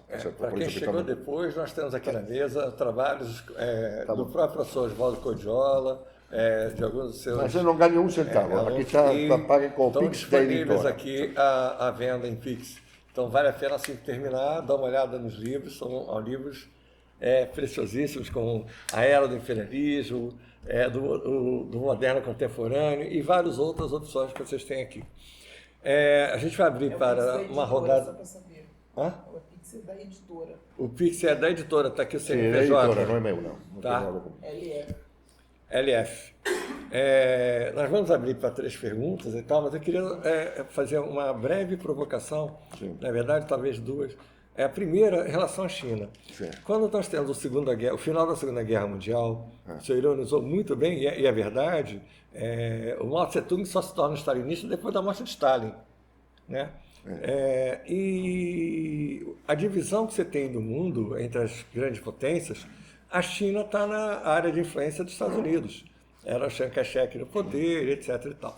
Só que há um movimento revolucionário que, aliás, é todo coerente, porque a defesa da China não foi feita pelo exército chinês, mas sim pelo exército revolucionário, o Exército Popular de Libertação, do Exército Vermelho, que ganha amplo apoio popular junto com o Partido Comunista, E a própria Revolução Chinesa, ela não é tão simples de imaginar. É o Partido Comunista que chega ao poder. Não, vocês vão ver lá no exército, na bandeira chinesa, tem 5 estrelas. Eram as chamadas 5 classes. Né? E o Mao Tse-tung, quando é eleito presidente, ele é eleito com 5 vice-presidentes, inclusive a antiga viúva A viúva do de Sun Yat-sen. Sun Yat-sen. Sun Yat-sen. Entendeu? Era o fundador do Kuomintang. Então, assim, era um governo de frente ampla. Só quem estava fora era o Chiang Kai-shek, que pediu, inclusive, bombardeio com arma atômica da China, do seu próprio povo. Né? E acaba fugindo para Taiwan, que é um problema que está em aberto nessas relações até hoje, com a província É o rebelde. ponto no qual Xi Jinping Bueno. e Trump não conseguem se pôr de acordo. Porque Trump diz que vai defender Taiwan como... Ele não chegou a independente. afirmar isso abertamente. Mas eu acho que a tendência... A China tem uma paciência milenar. Ou seja, o que a gente chama de décadas. Eu acho que a tendência com relação a Taiwan é que isso ainda se resolva com base... É o que estão em um dizendo, acordo. a China vai conquistar o mundo porque a China tem uma sabedoria milenar e o coitado do Trump tem uma sabedoria de 10 minutos. É fácil. O coitado do Trump é uma besta. Certo? E os Não, chineses... nisso temos acordo. Mas o que eu ia perguntar é, havia uma série de controvérsias, eu participei de várias discussões com o Pedro Pomar, sobre o capitalismo de mercado, na verdade, sobre socialismo de mercado, de como seria esse socialismo com planificação econômica, com planejamento. Mas hoje cada vez mais se vê um planejamento com um mercado, não chega a ser um dualismo, mas com uma preocupação de melhoria da qualidade de vida da população chinesa, com uma corrida tecnológica, com uma disputa com o imperialismo norte-americano, mas ao mesmo tempo sem querer confrontá-lo diretamente. É o que a gente chama de soft power. Eu queria que o senhor chamasse a atenção, assim, que pudesse comparar, porque a China hoje controla a maioria dos portos do mundo, em termos comerciais. Sim. Isso foi chamado a atenção por um militar norte-americano ligado à CIA. Por isso que estão querendo expulsá-lo do Peru e do Panamá. Exato. Os Estados Unidos Porque querem. falou, vem cá, vocês estão Querem o brincando? controle do canal do Panamá para quê? Para tirá-lo dos chineses. Porque a China já controla uma parte dos portos comercialmente. Para transformar isso em controle militar, é um pulo. Não é um pulo. Não. É um pouco mais complicado. Sim, mas a ideia dele era chamar a atenção do governo Trump, que estava completamente adormecido quanto a isso, e o Biden também. Né? Então, essa é uma questão. Como é que hoje a gente vê que tem, por outro lado, aí voltando à questão da luta de classes, há setores que veem a solução da luta de classes, né? Dizem que não há um internacionalismo de classes numa ascensão como superpotência da China para conduzir essa luta de classes. Essa é uma questão. A segunda e última é como hoje nós, marxistas, podemos encarar os desafios que temos do ponto de vista teórico para a interpretação da nossa sociedade. E aí eu digo a nossa sociedade, a formação social brasileira, por exemplo, o enfrentamento com o fascismo, o enfrentamento que nós temos hoje com diferentes contradições e desafios mundiais, mas não de forma simplesmente teórica, em que essa teoria possa ser convertida numa prática. Ou seja, a praxis. Celso poderia abrir para Sim. Quem? isso. Vamos abrir aqui para Pedro. mais 2 pessoas falarem. Seu nome é? Paloma. Pedro e Paloma. Uma boa noite, meu nome é Pedro, eu sou do programa de pós-graduação, sou doutorando, pesquiso a pedagogia dentro das cooperativas agrárias em Portugal, a Revolução dos Escravos. Gostei muito das explanações da mesa, né, e trago algumas frases e 2 perguntas, né. Primeiro é o Gramsci dizendo que o Lenin era o maior filósofo da filosofia da praxis. Certo. Depois, o Lenin dizendo que a teoria ela se confirma na prática. Né? Se não se confirmar na prática, ela já não é uma teoria, ela aparece apenas como uma hipótese. Né? E o Lenin também diz que o materialismo dialético é um guia de ação. Certo. Né? Então, para você entender o marxismo, você tem que militar pela transformação social, você tem que ter um olhar crítico da sociedade para você entender o marxismo, essa praxis. Né? E dentre os pensadores que pensam um imperialismo pacífico, né, estaria o Giddens, né, como historiador, né? E aqui no Brasil a Virginia Fontes, contrária a isso, né, vem mostrando como o imperialismo, acompanhando Lenin, né, caminharia para guerras, né, caminharia para conflitos e objetivamente para guerras que dialogam com o que a mesa colocou como socialismo ou barbárie, né, conflitos mundiais, né. Aí a primeira pergunta é, a China, na arte da guerra, diz assim, quando você tem duas vezes a força do seu oponente, divida-o. Se você tem 5 vezes a força do seu oponente, aniquile. Então, o papel da China, localizado por alguns cientistas políticos como anti-imperialista, ou o senhor acredita que a China está acumulando forças numa perspectiva imperialista e vai entrar nesse time de ocupações externas, né? E para cima com um poder bélico de expansão de seus capitais a partir de um poder bélico, né?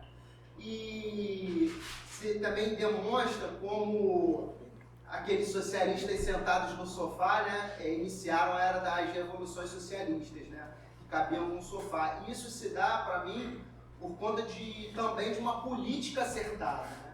Como uma política acertada é fundamental para mudar correlações de forças e como essa profundidade qualitativa com as contradições objetivas, associadas às contradições objetivas, culminam numa transformação qualitativa, né? E eu vejo se desenvolvendo no pensamento de uma revolução brasileira, por um lado, grupos que se localizam até mesmo como ecossocialistas, dizendo que não basta só levantar a bandeira do socialismo, mas também a bandeira do ecossocialismo. Imagino que esses grupos, em sua grande maioria, trazem a bandeira da não guerra, né? Da não construção de uma bomba atômica. E existem outros revolucionários que vêm propagando a ideia de que para haver uma revolução brasileira, vista a experiência chinesa, vista a experiência venezuelana, o Brasil, caso fizesse uma revolução, deveria apostar muitas ou todas as fichas na construção de uma bomba atômica, né? Então são praticamente dois movimentos que se pretendem aglutinar socialistas e a classe trabalhadora em prol da transformação social, mas eles dentro da mesma realidade, eles saem com experiências distintas e programas sociais, programas que o socialismo é uma categoria abstrata, né? Programas concretos de socialismo, concretizar esse socialismo de forma distinta. Como você vê isso aí? Qual você acha que é o grupo que tem mais maturidade intelectual nesse processo? Falando. Mais uma, peraí. Mais alguém? Falando. Boa noite a todos. Primeiro quero agradecer. Tem que falar mais alto. Primeiro quero agradecer a iniciativa do evento, as instituições que organizaram e os organizadores locais que trouxeram esse evento aqui para a gente. Professor, a gente, como o senhor falou, a gente precisa. Marx analisou o capitalismo, mas se a gente precisa pensá-lo hoje, as condições atuais, como é que ele está, é importante pensar o nosso tempo, né? Ele nos deu uma teoria para a gente usar, mas não significa que ela é final, né? A minha questão que eu quero trazer seria uma questão para a gente pensar sobre o neoliberalismo. A esquerda brasileira fala muito hoje em neoliberalismo, né? E eu tenho aqui um livro do senhor, que o senhor escreveu há 30 anos atrás. Né? São debates que eu acho que tem coisas muito interessantes que ainda dá para a gente... Neoliberalismo ou crise do capital. Exatamente. Também tem. Infelizmente eu não pude ler ele todo, mas eu peguei um capítulo que me interessou mais, que é o capítulo... Usei na tese. Neoliberalismo... Não, perdão. Deixa eu abrir aqui o capítulo. Esse tem alguns que são meus e outros do Cláudio Katz. Só um instante, peraí. Desde o capítulo aqui. Mas está indicado o autor de cada um deles. É o capítulo 9 Um qualquer, tá tudo bem. Tá. Não, faz de cabeça. Esqueci aqui qual é o nome Tem do problema. capítulo. Esqueci de anotar. No livro, o senhor problematiza o conceito e o uso desse termo, que eu acho muito interessante e dá para a gente trazer para a atualidade. Né? O senhor diz, está aqui o nome, neoliberalismo, futuro do capitalismo, esse é o nome do capítulo. Sí. Escreveu- Se llamaba Neoliberalismo o Crisis do Capital. Isso. Só que o editor gostou desse título, desse capítulo, para ser título do livro. Então me obrigou a trocar o título do capítulo. Tá tudo bem. Escreveu esse livro com Cláudio Caras. Eu juntei artigos do Cláudio e artigos meus, que não são necessariamente idênticos, e fiz um livro inteiro. Então foi isso. O senhor, ao problematizar, o senhor indica que o neoliberalismo, de forma resumida, são políticas de privatização econômica e destruição das conquistas sociais. Certo. E aí o senhor resume aqui dizendo que foi na Europa, na década de 70, nos Estados Unidos, com o governo do Ronald Reagan, na América Latina pós-ditaduras e na Europa Ocidental pós-queda da União Soviética. O senhor coloca ainda que não se trata apenas de uma questão terminológica. Exato. E aí o senhor faz uma crítica à grande parte da esquerda na época, que considera o neoliberalismo como o grande inimigo, pelo que eu entendi do capítulo, tá? E aí o senhor adiciona uma crítica à defesa da democracia como um fim em si mesmo, pelo que eu entendi, tá? Eu diria até que a gente hoje está numa situação talvez mais complicada que nessa época, que agora a gente está preso nessa dicotomia democracia versus autoritarismo. Mais adiante, o senhor acaba contrariando o Perry Anderson, não sei se ele tem a mesma opinião que ele tinha na época, onde o senhor diz que o senhor, ele afirma que ele seria uma doutrina completa, o neoliberalismo. O senhor diz que não é uma doutrina completa e coerente, já que, na verdade, o que é mesmo é uma forte intervenção estatal, ou seja, uma reação antiliberal, propostas a partir da década de 1970, diferentemente do século XIX e início do século XX. Né? E aí o senhor traz alguns argumentos dizendo que economicamente há uma reação antiliberal, que houve um crescimento espetacular do protecionismo, que há uma interferência direta e cotidiana nos estados, nos mercados monetário e financeiro. A gente está vendo isso acontecer hoje plenamente, né? Continua acontecendo. O senhor até cita como um exemplo reuniões semestrais do G7 para exemplificar isso, né? O senhor acrescenta a ausência de política liberal coerente, no caso, teoricamente, né? E uma crise política crônica. Diante desse cenário, do que o senhor elaborou, eu teria duas perguntas. A primeira pergunta é, o termo neoliberalismo, ele continua sendo usado e muito pelo campo de esquerda hoje, né? Ele aparece, em um determinado momento o senhor diz, ele aparece como álibi para limitar a proposta política à democracia. Ou seja, e não superação do capitalismo, que também continua muito isso em vigor. Né? Mais adiante, o senhor vai além disso o seguinte, a democracia como um programa mínimo, o senhor coloca isso como uma afirmação. O senhor mantém essa análise? O senhor pode explicar essa dinâmica melhor para a gente entender uma análise do neoliberalismo sob a luz da teoria marxista? E a segunda pergunta que eu faria para o senhor é a seguinte, o Cláudio Caras, ele escreve sobre a teoria da dependência hoje, inclusive em 2020, ele lançou um livro sobre esse assunto. Eu não sei qual é a posição do senhor com relação a essa teoria, mas o senhor não acha que essa palavra neoliberalismo, ela acaba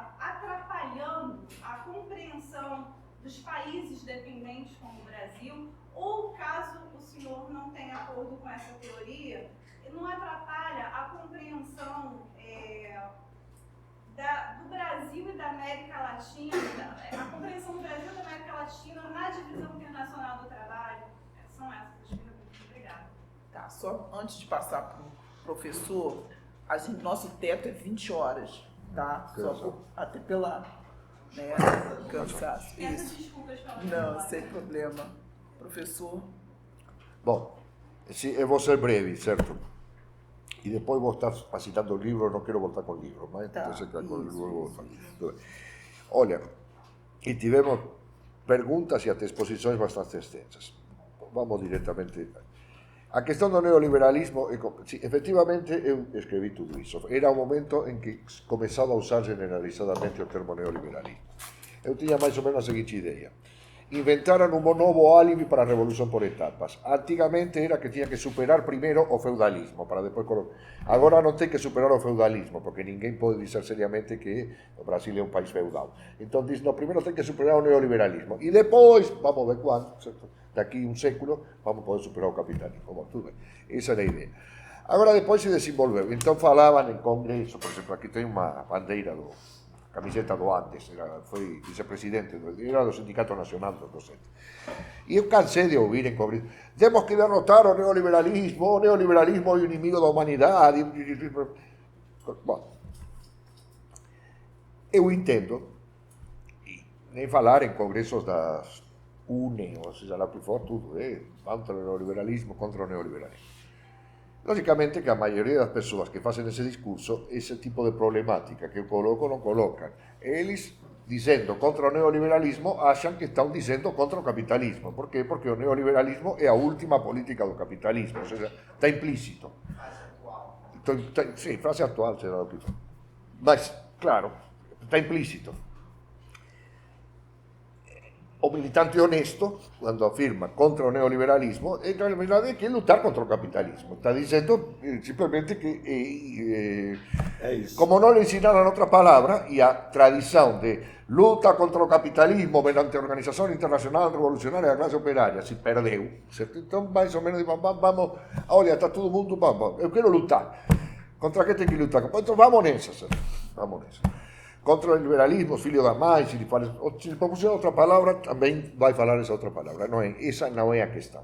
Não estou dizendo que são todos um bando de enganadores do mundo. São pessoas honestas que têm um período de formação política, etc. Agora, efetivamente, o debate sobre o neoliberalismo, porque agora, na época era bastante pouco avançado, o único que tinha era o livro do Perry Anderson, que discutia o neoliberalismo e que exagerava a coerência teórica. Por quê? Porque não podemos ter uma volta. O neoliberalismo é apenas uma ideologia. Uma volta ao liberalismo econômico é totalmente impossível, porque a monopolização da economia torna totalmente impossível uma volta ao capitalismo de livre concorrência. Não há nada. O que há é uma concorrência entre monopólios que é tanto mais mortífera quanto o fato de ser exatamente uma concorrência pela dominação mundial entre monopólios, e não uma concorrência entre duas empresas mais ou menos do mesmo porte, certo, pelo mercado dos refrigerantes no Brasil, que é uma coisa completamente diferente do que monopólios disputando, certo, o monopólio das terras raras. Porque a crise de 2008 mostrou toda a fragilidade, fragmentação e as contradições. Exato. Então, nós estamos aí diante de uma situação que agora, dizer isto, quando se diz isto necessariamente conduz à guerra, se diz uma grande verdade histórica. Mas atenção, então é o seguinte, porque uma coisa é dizer que isto implica objetivamente na guerra, outra coisa é dizer que os caras querem fazer a guerra. Não, porque a guerra é uma saída. Qual é a situação do capitalismo atual? A situação do capitalismo atual é que o capitalismo mais parasitário, certo, e anacrônico em relação às potencialidades produtivas da humanidade que existiu na história. Marx, nem Engels, nem Lenin, nem Trotsky poderiam chegar a imaginar que o mundo ia estar dominado por um país, os Estados Unidos de América, que tem uma dívida pública equivalente a 160% do PIB. Era uma coisa de loucos. Se tivessem falado com Trotsky na década de 30, que uma potência ia dever 160% do PIB, Trotsky dice, olha, isso é teoricamente possível, mas não acho que vamos chegar a esse ponto, certo? Não, e chegamos. Ou seja, o que nós temos? O que significa essa dívida pública? E falam aqui, Brasil está impedido, os que falam nesses termos, certo? Muitos amigos meus. Por que o Brasil não se desenvolve? Porque 50% do orçamento federal é consagrado ao pagamento da dívida. Tudo bem. E quanto deve o Brasil? Deve 160% do PIB? Não, não chega nem a 80%. Teoricamente o Brasil deve menos. Por que os Estados Unidos devem mais? Em primeiro lugar, porque imprimem dinheiro. Não podemos imprimir dólar, os Estados Unidos podem, certo? Acontece que justamente a hegemonia do dólar, que está por quê? Porque justamente é uma expressão. Agora, claro, nós temos uma esquerda que diz assim, se o yuan substitui o dólar nas transações entre Indonésia e Camboja, isto abre a via para uma derrota histórica do imperialismo norte-americano e para um novo mundo multipolar. Bom, tudo bem. Então nós temos uma esquerda que ontem lutava pelo socialismo internacional e hoje luta por um mundo multipolar. Está certo? Tudo bem, está bom. Duas coisas se pode dizer. É possível um mundo multipolar. Segundo lugar, a China vai substituir os Estados Unidos. Legal, tudo bem. Então, veio a China. A China compra uma fábrica aí no estado de São Paulo, não me lembro qual é o nome, uma metalúrgica. Comprou. Os sindicalistas foram na fábrica. Os patrões chineses acionaram a guarda privada, porque China não admite sindicatos. No Peru, estão correndo sindicalistas a tiros, os capitalistas chineses que dominam a produção de minério e que dominam o porto de Chancay, que é chinês. É peruano, mas é totalmente dominado pelos chineses. Então, isso você quer para o mundo? Isso você quer para o mundo? Agora, é verdade. Então você diz que a China está com os Estados Unidos. Não digo que a China está com os Estados Unidos. A China não está com os Estados Unidos. Tem fortes contradições que talvez cheguem a uma guerra. Agora, a China quer a guerra? Não, não quer a guerra. Digo mais, Trump quer a guerra? Não. Trump quer dominar o mundo. Ninguém quer fazer a guerra. Ninguém quer ser um louco. Tem algum louco que quer fazer a guerra, certo? Algum grupo de esquerda aqui mencionou não sei o quê. Tem grupo de esquerda que propõe que o Brasil pode se desenvolver com a bomba atômica. Sim, tem grupo de esquerda para qualquer coisa, certo? Ou seja, vamos... Socialismo é o quê? Construir bomba atômica. Você está louco? Sovietes mais bomba atômica. Sovietes mais bomba atômica. Sim, soviet mais bomba atômica em vez de energia atômica. E tem um debate sobre energia atômica, certo? Se é energia pura, se não. Agora nós temos isso, certo? Um mundo que amadurece e uma consciência subjetiva que está cada vez, eu diria, que aparece em cada multipolar, el desenvolvimento de isto, daquilo, quando, na verdade, que são todas maneiras de evitar o problema de classe e de colocar, porque, agora, você pergunta para todos esse grupo de esquerda que, não sei, bomba atômica, o que você quiser, plantar flores, isso não há mais luta de clases, não, luta de classes existe, claro, existe como complemento. Então o debate que nós temos é este. Agora, é óbvio que a luta de classes jamais é explícita. Quando Marx disse, outra frase que todo mundo repete, sem ter noção, citei algumas do Lenin, que hoje diz, o capitalismo, o imperialismo abre uma era de guerras e revoluções. Qualquer um sabe, certo? Não, mas na época em que Lenin falou isso era uma ousadia.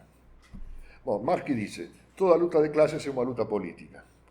Ou que mesmo cosa dizer, por trás de toda luta política há uma luta de classes. Certo? Que é a mesma frase dita no sentido contrário. Não, e é importante Era lembrar que a própria Revolução Russa, ela meio que preconizava que haveria uma revolução mundial iniciando pela Alemanha. Não era iniciando pela Alemanha, perdão. Porque Trotsky, certo, que nesse ponto era muito claro, e Lenin depois, disse que não ia iniciar pela Alemanha, ia iniciar pela Rússia. Aliás, que primeiro disse que ia iniciar pela Rússia e não pela Alemanha, não foi Trotsky, foi Marx, no final da sua vida. Não, no sentido de, não de iniciar, mas que teria esse complemento. É assim decir, que até que não conquistasse a Alemanha, claro, se iniciava na Rússia, era um país atrasado, ia ter menos força do que se ganasse a Alemanha.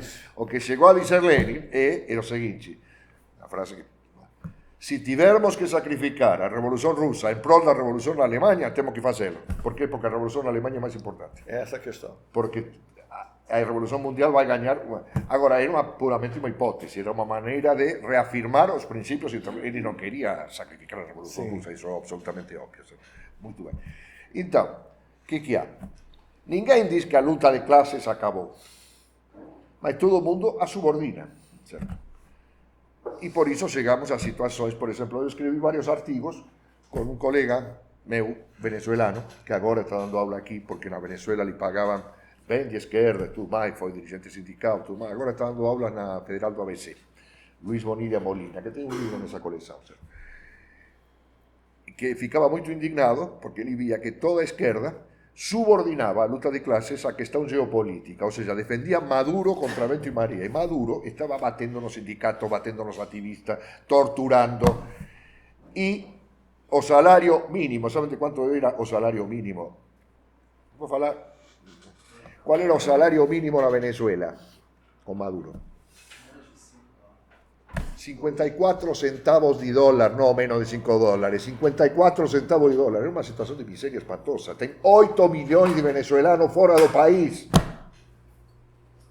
Ontem, a primeira coisa que eu faço, saio com a Kátia do hotel que estou alojado, e eu sou falando que eu, cara, de onde vocês são? Venezuela. Na Argentina, eu vou, entregador de bicicleta, entregador de não sei o quê, e taxista, é todo venezuelano. Ah, e atendente de bar são todos venezuelanos. Mas no 1º de maio, a Vicente Rodrigues deu um aumento significativo em dólar. Logicamente, porque agora ela está aparecendo como agente dos Estados Unidos na administração do que ela mudou a lei do hidrocarboneto e os Estados Unidos entrou com dinheiro. Aumenta um pouco o salário, certo? Porque vou te sustentar, porque você está me entregando petróleo. E a primeira medida foi parar de enviar petróleo para Cuba. E Cuba está sem luz. Está sem nada, sem medicamentos, sem porcaria nenhuma. Um povo que quer matar de fome. E van invadir. Por que van invadir? Por que não invadiram? Porque em Cuba vai ser um pouco mais difícil. Não basta com chegar com um helicóptero e sequestrar o Díaz-Canel, certo? Vai ser um pouco mais complicado porque os cubanos têm uma longa história, certo? Passaram de colônia para semicolônia e tudo mais. E em segundo lugar, porque eles estavam esperando o momento em que a entrada do exército norte-americano termine. Eles pensam em entrar em Cuba quando metade da população cubana esteja disposta a sair com banderitas norte-americanas recebendo o norte-americano, certo? Porque eles fazem política, não são tontos. Não querem fazer uma guerra e acabar com todos os cubanos. Não querem acabar com todos os cubanos. Não querem fazer uma guerra política. A guerra é uma continuação da política por outros meios, disse Clausewitz. E todos agem. Trump não sabe nada disso porque Trump é um analfabeto, nunca leu Clausewitz. Isso sabia Lenin, citava. Trump não pode porque Trump é uma besta. Bom, tudo. Mas ele sabe. Guerra em Cuba? Sim. Mas primeiro, se eu ganhar e se metade da população cubana me apoiar. Por quê? Porque aí vou entrar. Depois vou transformar Cuba num Haití. E um Haití melhor. Por quê? Porque a população cubana é a mais qualificada da América Latina. Então dá para investir muito e ganhar muito dinheiro.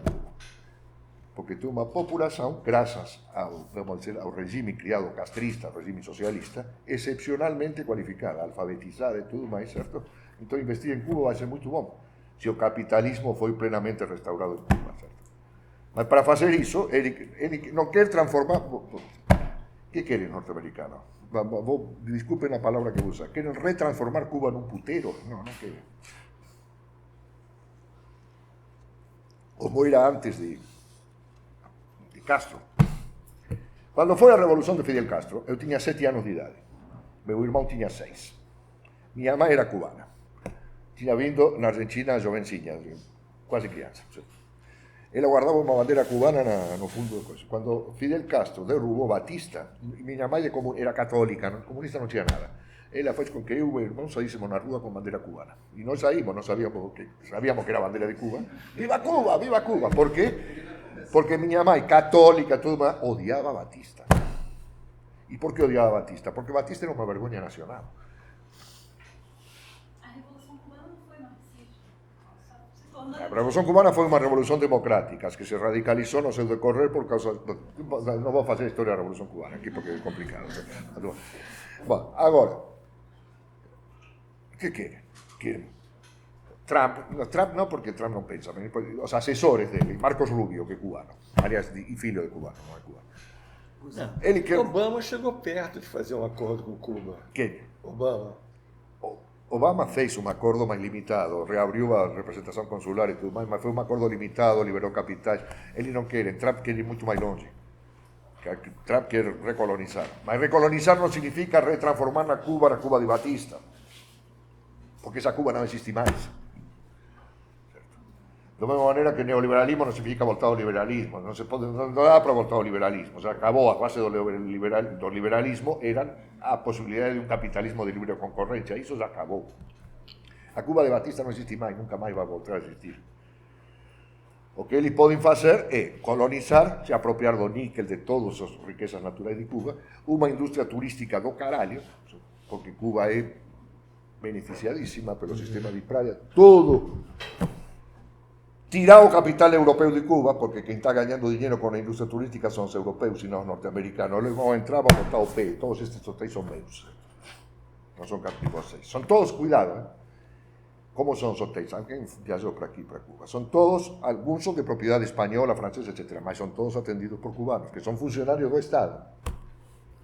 Do Estado. Eu estive só uma vez em Cuba, né? Falei, facilitei porque... por origen familiar domino as ilhas cubanas. Você é cubano, me falava. Não sou cubano, sou argentino. Mas os empregados dos hotéis não podem falar com os hóspedes. Calam a boca. Porque cuidado com abrir debate político sobre aquilo. Eles querem substituir os europeus na propriedade e poner Porto Bom. Então, isso que querem os Estados Unidos da América. Querem fazer a guerra? Não querem fazer a guerra. Mas vão acabar fazendo a guerra. Porque, independentemente, e esse processo deflagra contradições cada vez maiores. Eu expliquei na global. Toda a globalização acabou. Isso que acabou. A União Europeia está explodindo. Primeiro, Inglaterra. E estão se dando com tudo. A guerra da Ucrânia não está de acordo em nada. A guerra do... nada. Oriente Médio. A guerra no está condenada. Oriente Medio, cada una a su. ¿Cierto? Israel, que segundo está levando os Estados Unidos pelo nariz. Segundo os outros, são os Estados Unidos que estão levando Israel pelo nariz. ¿Cierto? Em qualquer hipótese, é uma explosão. Está gostando Trump do que está fazendo Netanyahu? Não deve estar gostando muito. Por quê? Porque está correndo um risco. Está mobilizações enormes em Israel, certo? E um projeto que tem pés de barro ao grande Israel, com o sul da Síria, Cisjordânia, Gaza e o sul do Líbano. Dividido como está, os Estados Unidos controla mais fácil. Um paizão desse tamanho, dominando a bacia oriental do Mediterrâneo, não gostei. É um concorrente. Estão explodindo todas as contradições. Então é isso. Bom, reduzir tudo isso a uma luta contra o neoliberalismo, bom, tudo bem, eu estou com o moleque que grita abaixo do neoliberalismo, mas reduzir tudo isso é uma miséria completa, certo? Porque tudo isso é produto das contradições do capitalismo. Bom, não sei o que mais... Bom, bomba atômica, tudo aí não se combate o imperialismo construindo bombas atômicas, porque se for por construir bombas atômicas, Brasil pode construir uma. Se a lança sobre os Estados Unidos, no dia seguinte, vamos ter 100 bombas atômicas e este país não existe mais, certo? E o problema não é lançar uma bomba atômica. Eu expliquei na Globo outro dia. O problema não é esse. Se for, Estados Unidos pode apagar o Irã do mapa em uma hora, ou, perdão, talvez numa hora e meia, certo? Tem não sei quantos milhares de... Acaba. Não sobrevive nenhum iraniano, nada. Não sobrevive nada. Acaba. Por que não faz isso? Por um custo político. O momento mais próximo, vou terminar com isso, mas não foi que Chiang Kai-shek pediu que jogassem bomba atômica. Porque Chiang Kai-shek, quem ia dar bola parece velho idiota, certo? Você acha que os Estados Unidos vai jogar bomba atômica na China porque Chiang Kai-shek pede, vai tomar naquele lugar, certo? Idiota, certo? Quem pediu jogar todo o arsenal atômico norte-americano, que era composto por 170 bombas atômicas em 1952-53. Quantas tinha a União Soviética? Duas, creio. Então, ainda dava para fazer uma guerra atômica e ganhá-la. Foi Douglas MacArthur, que era o comandante em chefe das tropas americanas. Isto está num livro que foi proibido nos democráticos Estados Unidos da América. Se chama Guerra da Coreia. de Irving Stone. Foi proibido e sequestrado de todas as livrarias, porque mostrou a trama pela qual Douglas MacArthur tinha armado um golpe de Estado, junto com uma ala do Partido Republicano, para prender o presidente dos Estados Unidos, suprimir o Congreso e fazer um governo cívico-militar apoiado por uma ala do Partido Republicano. E para acabar com a possibilidade de expansão do comunismo na Coreia, que nesse momento estava sendo a guerra, que provocou 4 milhões de mortes. Vocês se esquecem o que foi a guerra da Coreia. Uma carneficina. E evitar a conquista, porque Coreia do Norte ocupou toda a Coreia. Coreia do Sul existe porque os Estados Unidos deram cobertura a Sigmund Rhee, que era o filho da mãe, que era o agente norte-americano, certo? E como acabar a guerra da Coreia, Douglas MacArthur nos andou com volta. Temos que jogar todo o arsenal atómico sobre China. O santuario dos coreanos do norte acaba e aí vencemos a guerra da Coreia e voltamos a entrar com o pé direito na China. Ao que Lin Piao, o comandante-chefe, disse, pode jogar todo o arsenal atómico. Não temos nenhum problema. Deu resposta pública, porque sabia isso. Por quê?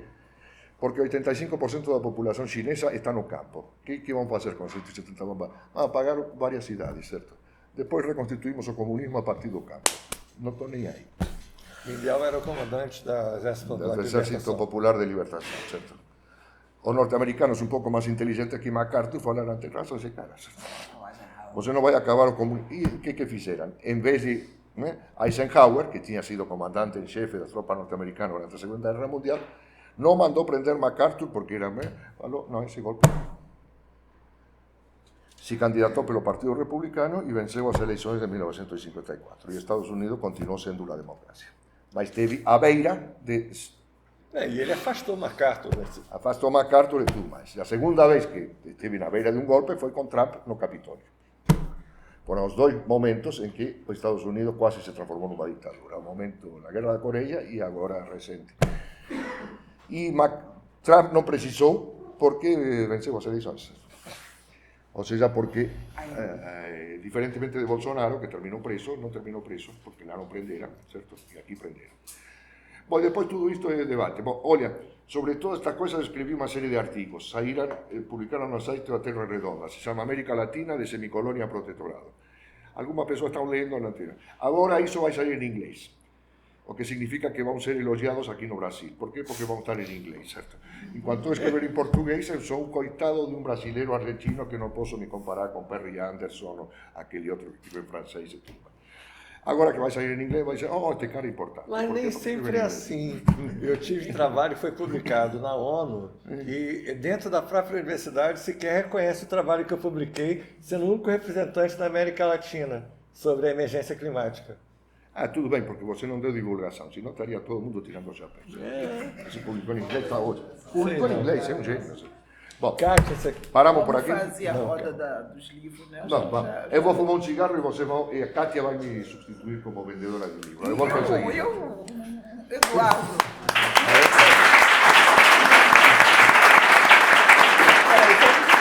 É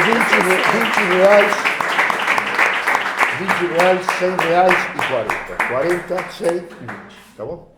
Pronto.